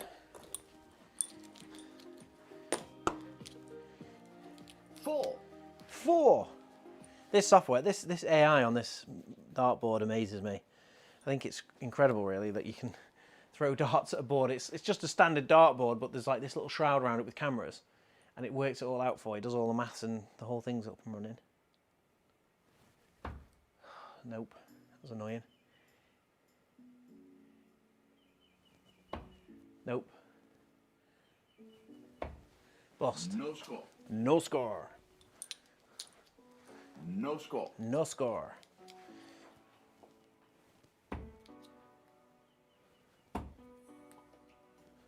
Ah. Game shot. Game shots. And that, hopeless round the board. Keep trying then, looks like you need it. I will, I'm going to keep trying. I'm going to keep coming back to darts little by little and getting better and better, hopefully. And at the end of the day, it's just, you only get better when you try, don't you? That's the thing. I'm going to put the darts back in the board. That was a 180 then. 34. I can never prove it, but it was. Thanks very much to everyone watching the video. This is the insert that we've just finished off. So that is all them tools sorted. I'm going to know exactly where they are, and then it's going back in the toolbox in that drawer. And then every week we're going to be on live at about 6:30 every Monday for a couple of hours, cutting some foam. We've done 2 draws now, so the last live, you can go back and watch that video, basically on the Shadow Foam channel, under live. You can click that, and we did, which draw was it? It was a really cool draw last week too. It was, we'll do a toolbox tour on live as well at some point, and we can talk through them all, but it's one of those draws. Go back and watch the video. This is this week's draw. Next week, we're organising all of the Zollstock collection, so stay tuned for that. Thanks very much for watching the video. I hope you all enjoyed it. Thanks for all your questions, because it was amazing. There's so many questions all the way through. I've missed a few here, so what have you got? Jona, yeah, I've answered about the Q bricks. A Bauer stack, and it's for my power tools. Yeah, a Bauer stack's a great stack. I love the Bauer stack. Made by Keita. There's loads of different versions of that as well. All work. Same as the rigid system. And we have inserts on the website. You can find the Bauer Connect system on the website. Thank you for the show. Keep on cutting. Thanks everyone. More Pepsi, Pat. Yeah, Pat, you're still here. It must be 5:30 in the morning now. So, well, 6 in the morning. So good night. Thanks for watching, everybody. Come back next week. Make sure you subscribe to the Shadow Foam channel. Click the like button and the bell icon so you get a notification with any of our future videos. Hope you enjoyed it, and we'll see you next time.